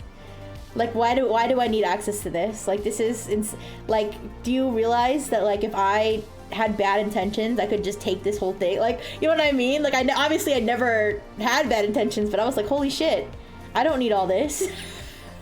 So yeah, let me go back to this. But yeah, so another reason to keep any crypto on your own wallets. Sorry for the dono thing. But yeah, so basically they refuse to pay the ransom. They are saying they're going to reimburse anybody who is like convinced, social engineered into giving up any cryptocurrency to their actors. Do you realize that if they work in business management, the answer to that is always no? True. Oh, thank you so much, Yosome. Thank you so much. That's so sweet of you. I appreciate it so much. Thank you for the gift sub. But yeah, so the whole idea is that this information will probably be used for social engineering type situations, you know, because anytime somebody has personal information about you, it makes it easier for them to do things like spear phishing, which is where it's like very targeted phishing, where they're trying to convince you, you know, to give up information or money. And you know, they also had the last 4 digits of people's social security numbers was another one of the things that was included in the leak, so that can be used for all kinds of fraud. But apparently, and this is something I didn't even know about until I read an article about this that was linked to LinkedIn, the Record article that I read. That apparently there are multiple cases. Yay, I'm so happy for you, Dono Thing. Thank you again, Yosome. But there are multiple cases of like crypto millionaires, like people with like lots and lots of crypto, or who are founders of like exchanges and stuff like that, who are basically loaded with crypto, being kidnapped, their family members being kidnapped. And there was even a case where a guy was kidnapped, and the kidnappers sent a video of his fingers one of his fingers being cut off to like his family members to extort them for his money. It's insane. Yeah, I can't believe I didn't know that like this was a common thing. I'm not very like in tune with like anything going on with crypto, to be honest, but it is kind of interesting, this shit that goes down. Maybe I should not be into crypto, but maybe I should be into like the drama, you know? new money tends to be stupid with their money. Yeah, I mean, I think one of the people who, I think his dad was kidnapped. The dad was okay. I mean, he ended up paying the guy a ransom, but then the guy got arrested that kidnapped his dad.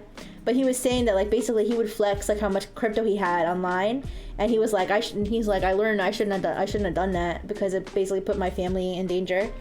But I mean, obviously, I don't think anybody should, have to be in fear just because they have a lot of money. But unfortunately, criminals are gonna criminal, and if you have money, they're gonna want it. So basically the argument here is that this is a dream trove of information for people who are looking to kidnap crypto millionaires and get money out of them.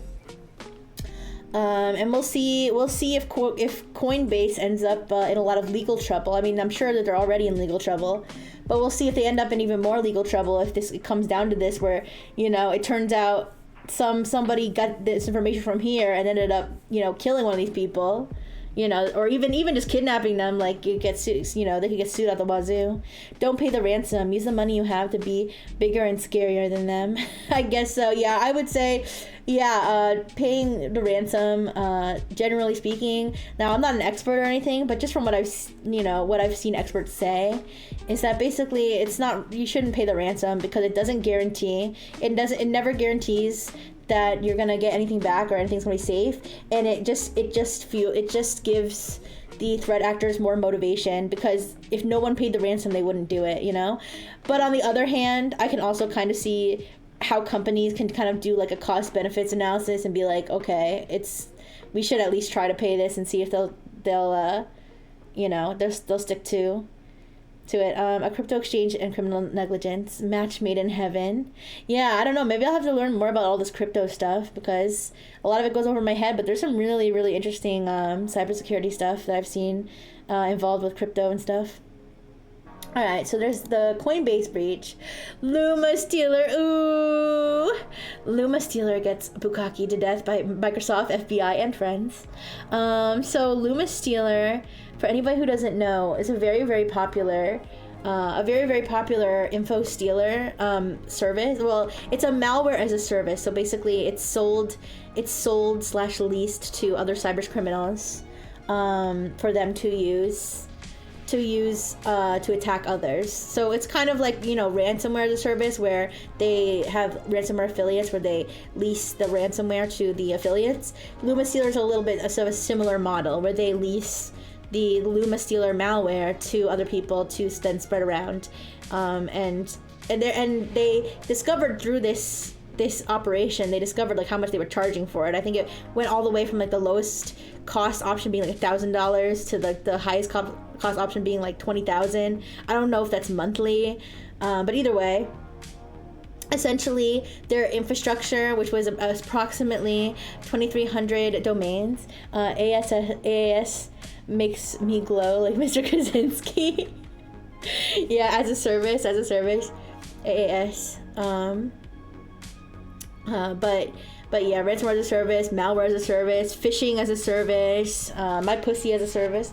Anyways, but yeah, so they seized basically 2,300 domains, and this operation was done by Microsoft, the FBI, a bunch of cybersecurity researchers, everybody and their mom. All right, the freaking seizure, guys. This seizure notice, this page you're seeing here, alert, this website domain has been seized. It looks like a sponsorship, like it looks like one of those things that's like, this event has been sponsored by our gold sponsor, Microsoft, and our silver sponsor. Like, you see what I'm saying? Like, this looks like an ad. This looks like an ad for the freaking, yeah. And let me tell you, I follow like all these different cybersecurity feeds and stuff, and like I saw so many like posts, blog posts and press releases on like these feeds that I follow that were like, Cloudflare, part of enormous Luma Stealer takedown. Clean DNS played a great role in BitSight announces that they have taken down Luma. Like it's a huge marketing thing for these cybersecurity firms. Nothing done to the owners. Not that I've seen, actually. I have. Okay, so this is the only story about takedowns that I have for this for this tech chat, but there was like a whole bunch of takedowns of different like botnets and stuff that happened this week. I just didn't like have the bandwidth to go through all of it, but I didn't see anything related to criminal charges of the like indictments of the owners or the operators. I've only seen that they seized the domains, so I'm sure there'll probably be like, you know, further steps, information about that. They'll rebuild. I mean, here's the thing, they probably will. And Luma Stealer is still like very much out there. Like people still have access to like use it, I think. I'm sure like probably the source code is out there somewhere that people could, you know, use to still spread this malware.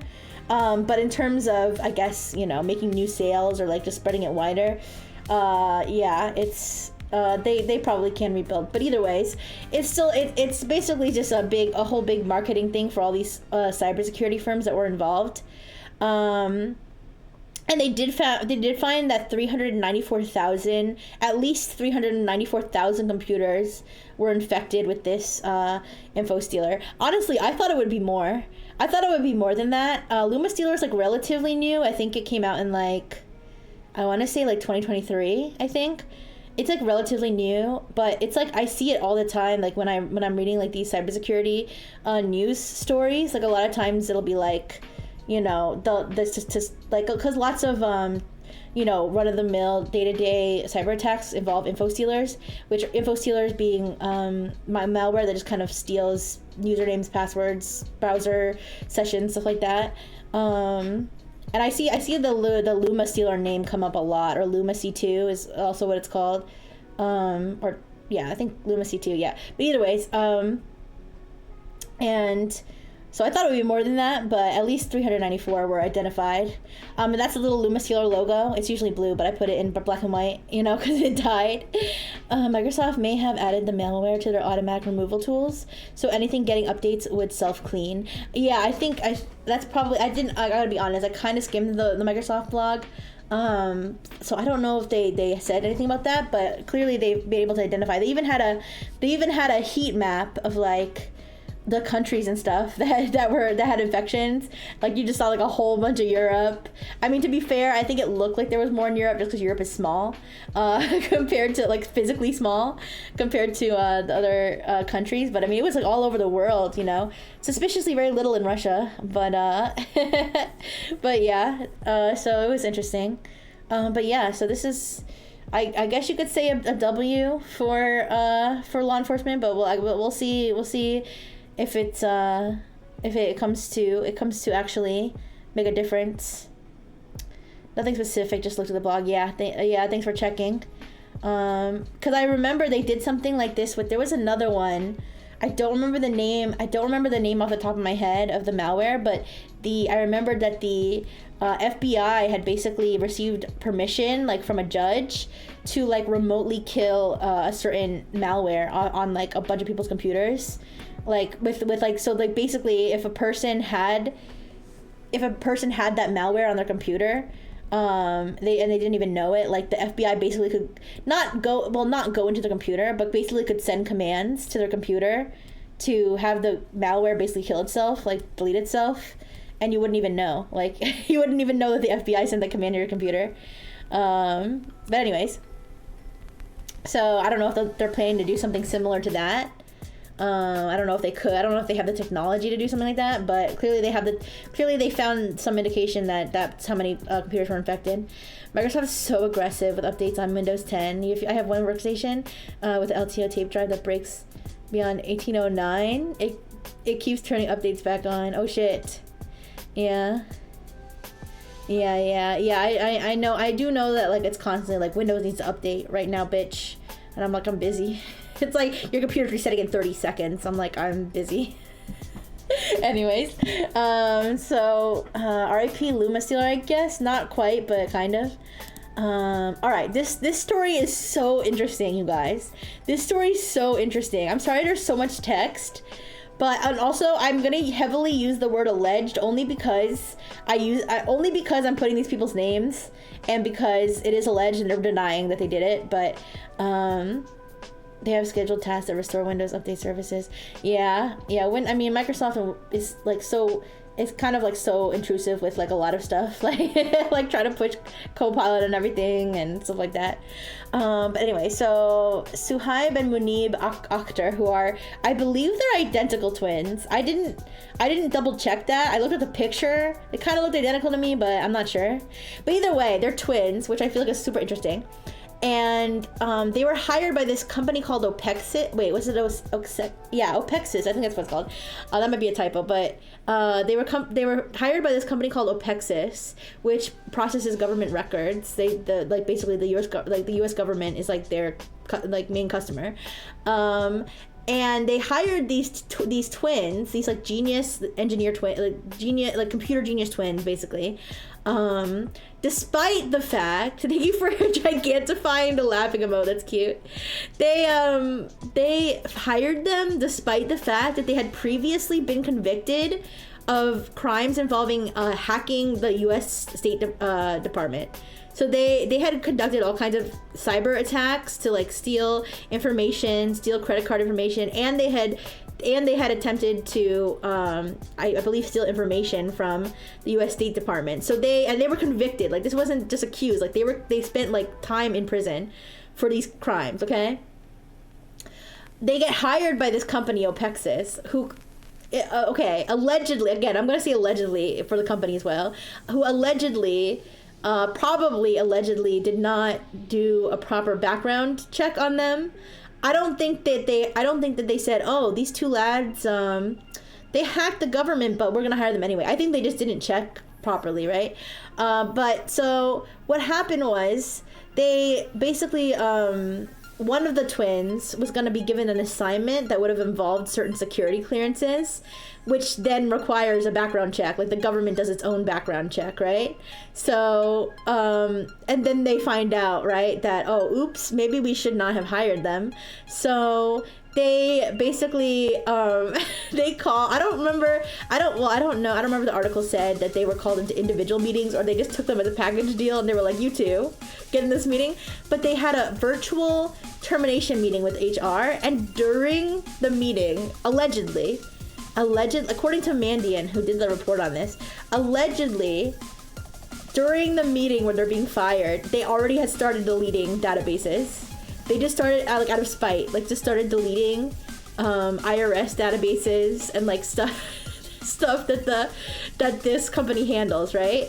Like, they're literally still in the meeting. HR is talking to them, and they're just deleting databases.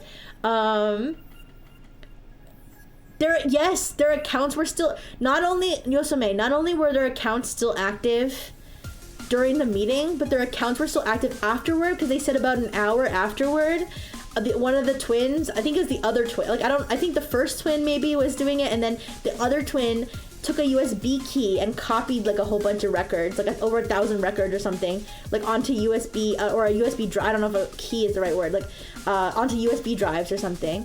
Yeah, I have the article, I can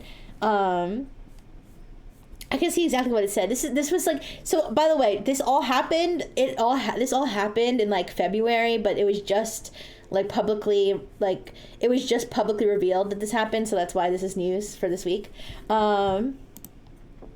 Boys had a crash out plan. Yeah, they had a whole, they were if they find out that that they're gonna fire us because of our past, then we're gonna do all this. Yeah, so here's what it says. It says, while still on the virtual meeting with HR, he proceeded to delete 33 other databases, including one that contained documents that held Freedom of Information Act requests submitted to numerous government agencies, according to the cybersecurity report. And then it says, more than an hour after being fired, Munib inserted a USB drive into his laptop and removed 1,805 files of data related to a custom project for a government agency. So I'm reading this directly off of Bloomberg, by the way. It says it's not known what the project entailed. Then his brother, okay, so this is the crash out email. Then his brother, who is Suhaib, I don't know if I'm pronouncing the names right. Then his brother sent an email to dozens of federal government employees who worked with Opexis. Hi all, I must apologize for the abrupt message, but I have urgent news. Opexis hires uncleared personnel to work with your data. I was one of those uncleared personnel. The databases are insecure, using the same username and password to be accessed by all. They fired me because some of you determined I was unfit to deal with your data, but I am telling you, there are a lot more people in that organization like me. Please heed this message. Bro crashed out. Bro spilled everything. Bro spilled the tea. He spilled the coffee. He spilled the soda pop. He spilled everything. This is crazy. The title of their website, Opexis, Operational Excellence for Government. Yeah. So this story, the whole, like, I don't know why the fact of them being twins is just like, it's just part of it. I don't know. It's just interesting. They like, it almost sounds like they were hired as like a package deal. Like they hired both of them. Even little 5-person startups I work with shut off access a few minutes before the HR meeting starts. Yeah, I don't know. It's I do remember the last job that I got laid off of. They had locked me out of everything within like minutes. Yeah, which I mean, that's fine. I didn't have to work that day, so that's fine. You'd hire them? They are honest. I mean, you know, a little white lie, you know, you get hired, you just happen to forget to tell them that you had been convicted for hacking the government. But I don't know, you guys. Do you think are Suhaib and Manib the villains, or are they the anti-heroes? All right, who expose everything. So they're in a bit of trouble. Opexis is in a bit of trouble. I wonder if the Exis part of the name has something to do with it. I don't know, just a conspiracy. But yeah, this is a super interesting story. I'm glad that I happened to see it. To share with you all, because the evil hacker twins, it just sounds like a movie. And apparently, here's the thing, like it's a super interesting backstory. They didn't have to send that email. I'd say they're anti-heroes. Yeah, they clearly were being spiteful at the end of that. Like they didn't have to delete all that shit. Like I don't think that they were, as far as I know, I don't think they were covering up any sort of evidence by doing that. I think they were just doing it out of spite. Like I think they just started deleting shit and they said they locked other people out, like, of the databases and stuff. I don't know how they did. I don't know how they had permission to do that, but whatever was going on at Opexis clearly was not top notch. Allegedly. But it's a super interesting story, because these two twins, Suhaib and Munaib Akhtar, they were like prodigies. They were like child prodigies, and they were, before they got convicted of hacking and stuff, like there were news articles written about them because they were so fucking smart. And they like graduated college at like 19 years old, and like freaking got master's degrees and all this stuff. So like, and then they just, you know, and then they just did crime because they were smart enough to do crime, I guess. So it's kind of interesting. They're the Bagdanovs reincarnated. I don't know. I don't know what that means. Maybe, I don't know. I mean, the Bagdanovs and Bogdanovs were a couple of wackos, fun wackos. The deleting was just them breaking things to harm Opexis. At least one of them realized this could be covered up and sent the email. I guess so. Achievement of the day. I grabbed my bike, made a friend, and ended up in a gym and had a sword fight with a guy. I made friends. A sword fight? What kind of sword fight? Like with actual swords? Anyways, I'm glad you have the day off, Sunny. Welcome. I'm doing great. We were just talking about some evil hacker twins. Or maybe evil is a misnomer. Maybe they're not evil. Maybe they're just misunderstood. Maybe they're not evil, maybe they're just misunderstood, alright? But, I think the funniest part of the story is the fact that they started deleting shit, like, while they were still in. Oh my gosh, hello, Overlord Aiko. Welcome, thank you so much for the raid. Oh, hello, Roombas. Welcome. Radko. What did Aiko do? Why are you calling her Radko? But hello, Ending. Hello, Eno. Hello, Muquo. Hello, Julius. I'm sorry if I'm butchering your names. Hi, Space Cat. Hi, Forjaco. Hello. Hi, Raiders. Hi, Green Leafeon. she's a rat sometimes. We were just talking before about how apparently Claude's Anthropic's new model, Claude Opus 4. Thank you so much for the burger. Anyways, sorry, I slipped out of my I know. I follow Aiko. I've seen Aiko before. Thank you for the burger ending. But we were just talking about how Anthropic's Claude Opus 4 apparently, allegedly in testing environments, would have a tendency to try to snitch on the user if they were detected doing something immoral. So, you know, does Aiko ever snitch on you guys if you're doing something immoral in chat? Thank you so much for the follow, Enning. Thank you. This is not my usual voice. We're doing this is not my usual, I should say my usual voice box. If you don't know me, I'm Rixie Brightful.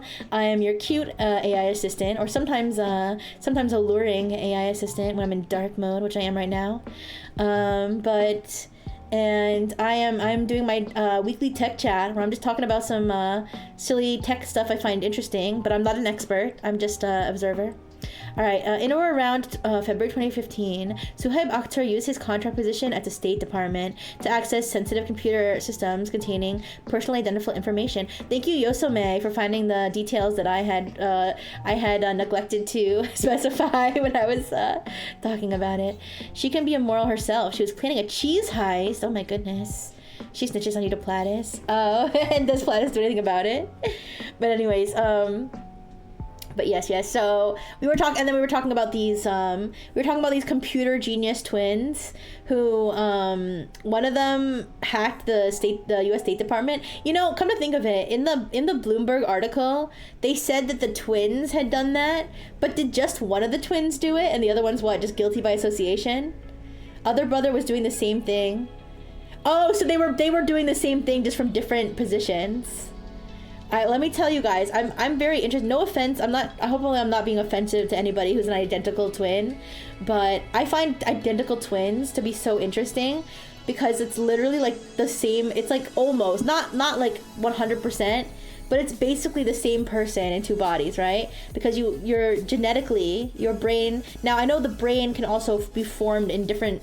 They can also be, the brain can also be influenced by other factors other than genetics, but it's like heavily genetics, right?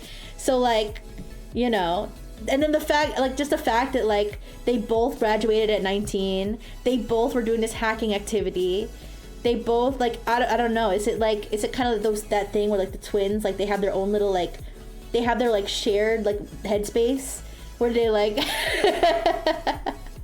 They seem super interesting, like super interesting people. Like I'm telling you, you could like make a movie about like something like this. Having them work on air-gapped manufacturing systems, nothing of value to steal. Have them work on air-gapped manufacturing systems. Yeah, I don't know. I guess it is kind of sad when you know, you have like really brilliant minds and then they do something like this and it's like you can't hire them for anything. Humoko hacked the government. Bow. Anyways, wasted talent, yeah. And it's like at that point, it's kind of like what else do they have to do except hack? You know, it's you know, it is what it is. But I'd be interested to see how this develops. You know, and I wonder, I mean, how old are they now? They're like, I mean, they're probably like, what, like 30? They're maybe even younger. I'm not sure how old they are now. But anyways. That's the hacker twins. I think I only have one more story. Let me check. Yeah, I only have one more. This is the last one I have. Can't do pen testing, yeah. It's too bad. But yeah, so this is the last story I have for today. But this new ClickFix campaign is targeting TikTok kitties based. No, obviously I don't endorse hacking or phishing anybody. But if you don't know what ClickFix is, I've talked about it multiple times because it keeps happening. And it's so funny to me because the whole concept of ClickFix is that you basically trick the person into copying and pasting PowerShell commands that are gonna. I can't like technically say that they're copying and pasting the malware, but it's like essentially that. Like you're basically convincing them to copy and paste malicious commands into their terminal manually on their own, which is like crazy to me. You think that people will be smart enough not to do that, but like not really. Now, the difference with this campaign, the reason this campaign is so interesting, is because a typical click fix campaign will go like this. You're on like a fake website. You think you're on like google.com, but you accidentally type like goggle.com, whatever. And you'll get a CAPTCHA. It'll be like a CAPTCHA, and you'll try to solve it, but then it'll be like, sorry, there's an error. There's been an error or like bot activity detected. To prove you're human, please copy and paste this into your terminal, and they'll give you like a whole like breakdown of like how to open your terminal and just like all that stuff, right? So that's how a typical click fix attack will go. By the way, Platis, I'm so sorry. I should say again, thank you so much for the raid, and thank you so much for the raid. I hope you had a wonderful stream, and if you have to raid and run, feel free to go take care of yourself. Sorry, I forgot to give you that message. I was so concerned of why people were calling Aiko a rat. But anyways, where was I? Yeah, so a typical click fix campaign will go like that. Whereas this one is a little different. This one, they'll post a TikTok. So this, by the way, this account, last time I checked, did not exist anymore. I went and checked to see if any of the accounts that they mentioned in the trend microblog existed, and I didn't find any, so they must have taken them down. But they would post a video that's like how to get Spotify Premium free, how to get Microsoft Word free. And so this one says boost your Spotify experience instantly. And so the video would be like a video demonstration of how they suspected that they didn't explain exactly what they meant by AI generated, and since I wasn't able to watch any of the videos myself, I'm not sure if they meant the actual video itself. I don't think the video itself was AI generated. I think maybe they mean the script, like the narration was generated. I had an engineer break something this week, copying and pasting PowerShell code from Copilot they didn't understand. Yeah, I mean. I guess copying and pasting it from Copilot's dumb. I don't know if it's as dangerous as copying and pasting it from a random website. But essentially, so they'd have this tutorial. Yeah, Copilot. I don't mess with Copilot. Like I don't. I don't know. It's so intrusive, and I'm like, just leave me alone. But they make this video. They're like, here's how you can get free Spotify Premium. Follow these instructions, and then the whole video is like, you have to take this code, write this code into your terminal, and then click enter, and then wow, a free Microsoft Word, whatever. So as you can see from this screenshot, first of all, there's a comment that says, "Is this for real?" But as you can see, this has 21.6 thousand likes, 106 comments, and 11.2k bookmarks. So this did not fly under the radar. The TikTok kiddies were like, holy shit, I need my free Spotify Premium right fucking now. God knows how many actually fell for this. Yeah. Going to be a pain to moderate things like this. AI can just crank out random videos. It's funny. One of my early YouTube shorts got like deleted or blocked by TikTok because it was a joke. It was a joke about like installing free Robux or something. It was like a joke, but I put the term free Robux got it flagged as a scam.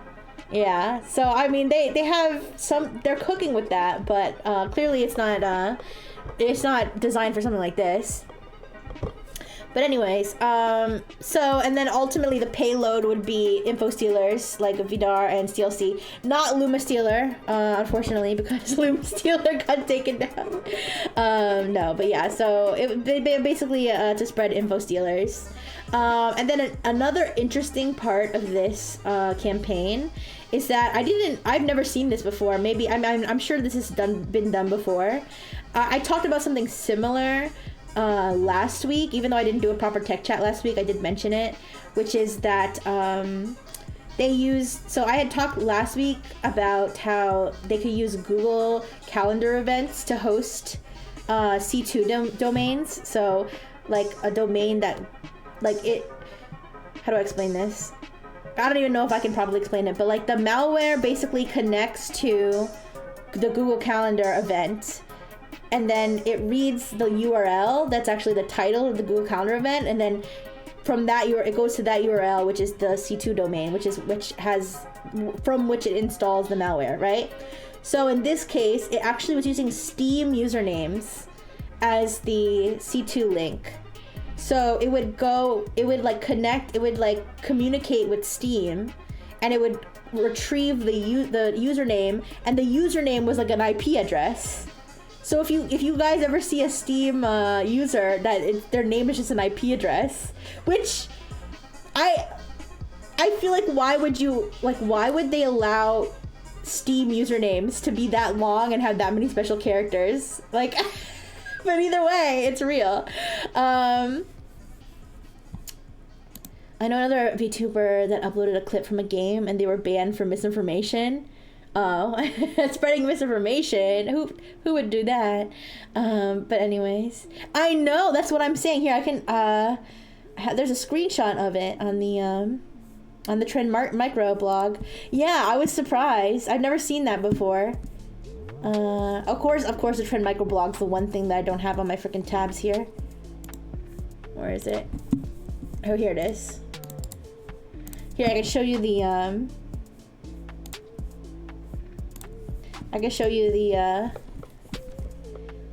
the thing here. This is the blog that I use as my source. And here you can kind of see the video of like they're showing you how to like use the how do I get rid of this without accepting, whatever. Yeah. So this is the Steam account. As you can see, it has like this, and then it has HTTPS 49.12. Look, and then they have, this user has also played as, and then it shows other IP addresses that they've used, probably to host their shit. So I've never seen this before, where they actually put the dead drop resolver is the term for this. I didn't know that term. Thank you for gigantifying your emotes. Yeah. So yeah, it basically will retrieve the domain, or it'll retrieve the address from Steam, and then it will, go to that address and grab a payload. And the reason they do that is because your security system, whatever, will see that it's communicating with Steam, which is like a trusted, whatever thing. So it's harder for it to realize that it's going to malicious domain. They also use Telegram too for that too, but they always be using Telegram. But yeah, so I feel like I'm sure that they have targeted TikTok kiddies before, like, but it's interesting that I don't really hear that much about it. Probably because most of these cybersecurity feeds I like look at and stuff, I feel like most of them are kind of geared toward like business enterprise security, sort of like enterprise networks or critical infrastructure, stuff like that. Not so much like, your everyday citizens. But like I'm sure there are tons and tons of scams, I'm sure, on TikTok, but I don't see a lot of like info stealer type like malware. It's more like I mostly would expect to see something more like basic phishing, or like basic like getting money out of people, or getting people to buy gift cards for them or whatever. Not so much something that's actually like involves installing malware or installing ransomware or click fix or anything like that. So I'm surprised they didn't think of this earlier, or at least didn't get discovered earlier. But I have to say, who do you think is more vulnerable to these scams? Boomers or TikTok kids? I feel like it's almost smarter to target like the 11-year-olds like on their parents' computers, I guess the argument would be that the TikTok kids don't have valuable information to steal, but if they're, like I said, if they're like on their parents' device or something, could be. These are for building infrastructure to then target businesses. Oh, did you catch me? These are for building infrastructure to then target businesses. Oh, so you're saying like to make like a botnet? Kids deaf. Old people have been scared by years of mainstream news. I guess so. You didn't catch me? Yeah, it was an ultra ball. I think you're gonna need a master ball. I see what you're saying, Yosome. So you're saying that this is more like to steal accounts to use for phishing, or to steal or to like infect devices to use for botnets, stuff like that. That makes a lot more sense. I was thinking more directly. Like they were gonna, you know, go into the kid's bank account. Like I don't. I've seen some crazy spear phishing where they have compromised hosts on the same ISP and geolocation as the exec. Oh, so it's like, I see. So it's kind of like a residential proxy, but like through via these accounts, something like that. Yeah. That makes sense. Yeah, anytime you can compromise an account, you know, you have a better opportunity to do like, you know, what's the word? Follow on stuff. But yeah, so don't believe what you see on TikTok, all right? There's nothing good is for free except for Rixie streams. All right, just a massive inventory of systems to pull from. All right, but that was the last thing I had for my tech chat. Unfortunately, there's an ad starting in 15 seconds. But right after the ad, I will say my goodbyes. I'll come back with my normal voice module. In fact, I'm gonna switch to my normal voice module right now. Okay, you guys. I hope that you guys didn't mind the scuff too much. This place is free. You pay $8 a month. Oh, that's because that's out of the kindness of your heart. I'm the doctor. You don't have to, but I appreciate it. But yes. So yeah. Hopefully you enjoyed some of the topics I talked about today. Sorry if I was a little bit loopy. Like I said, I'm a little sleep deprived, but I feel okay right now. And I will definitely get my my toggle situations. I'm gonna make like a little routine. I've been meaning to do this for a long time, but I'm gonna make a little routine to make sure, like before stream, tits is working, mix it up is working, burgers is working, boobies is working. Okay, make sure all that's working before the stream, because I think it's just a matter of getting my wires crossed. And if I don't open mix it up before I open tits, then tits doesn't work. So that's kind of the issue. But don't worry, I'll get it fixed. And in the future, I think also on the future, I'll try to what's the word? I'll try to be a little bit better with my tech chat. Maybe like try to make my tech chat slides through the week. I've been wanting to do that too, but I'm just like, I get so busy. Did you catch me that time? I missed it. What ball was that?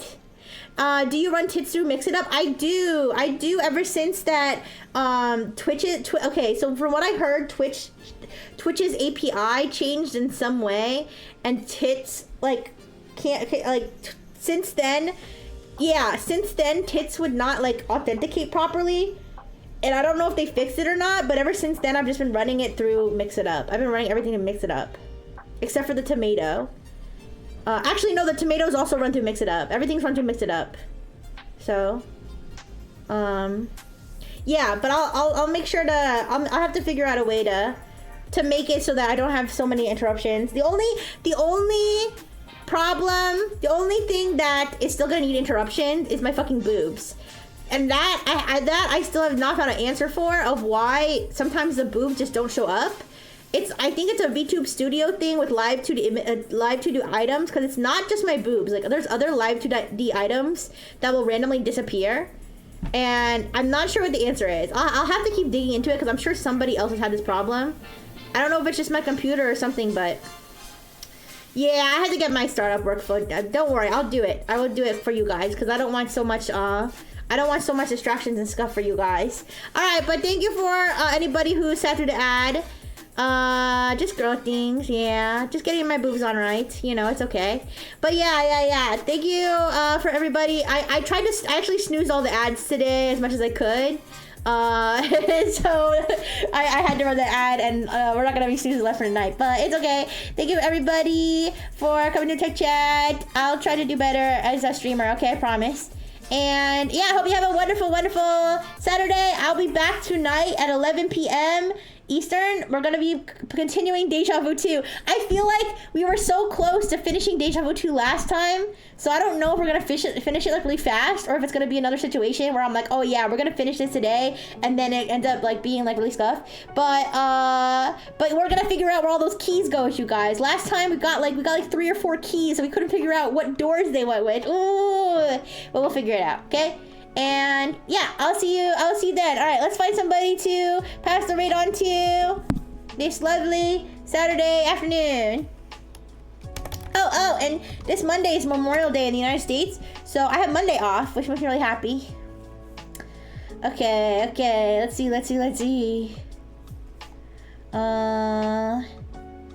We got, ooh, I see. Oh, she's been going for 4 hours. I wonder if she's still going or she's ending. She might be ending, sorry. I can't hear to see how she's ending. I don't know. Let's see. All right, why don't we? Okay. Nox just started. So let's raid Nox, who is playing Holocure. All right. Let's go. Yeah. Thank you, Tethera. Thank you, VTuber Newsdraw. All right, I'll say thank you to everybody in just a second. And we can watch Nox play Holocure. I've actually never played Holocure before or watched it extensively, so I'll probably look for a bit. But thank you, everyone. Thank you, Beaker. Thank you, VTuber Newsdraw. Thank you, Tethera. Thank you, Spurka. Thank you, I'm the Doctor. Thank you, Yosome. Thank you, lurkers. Thank you, any lurkers, and thank you, Akio for the raid. Bye bye.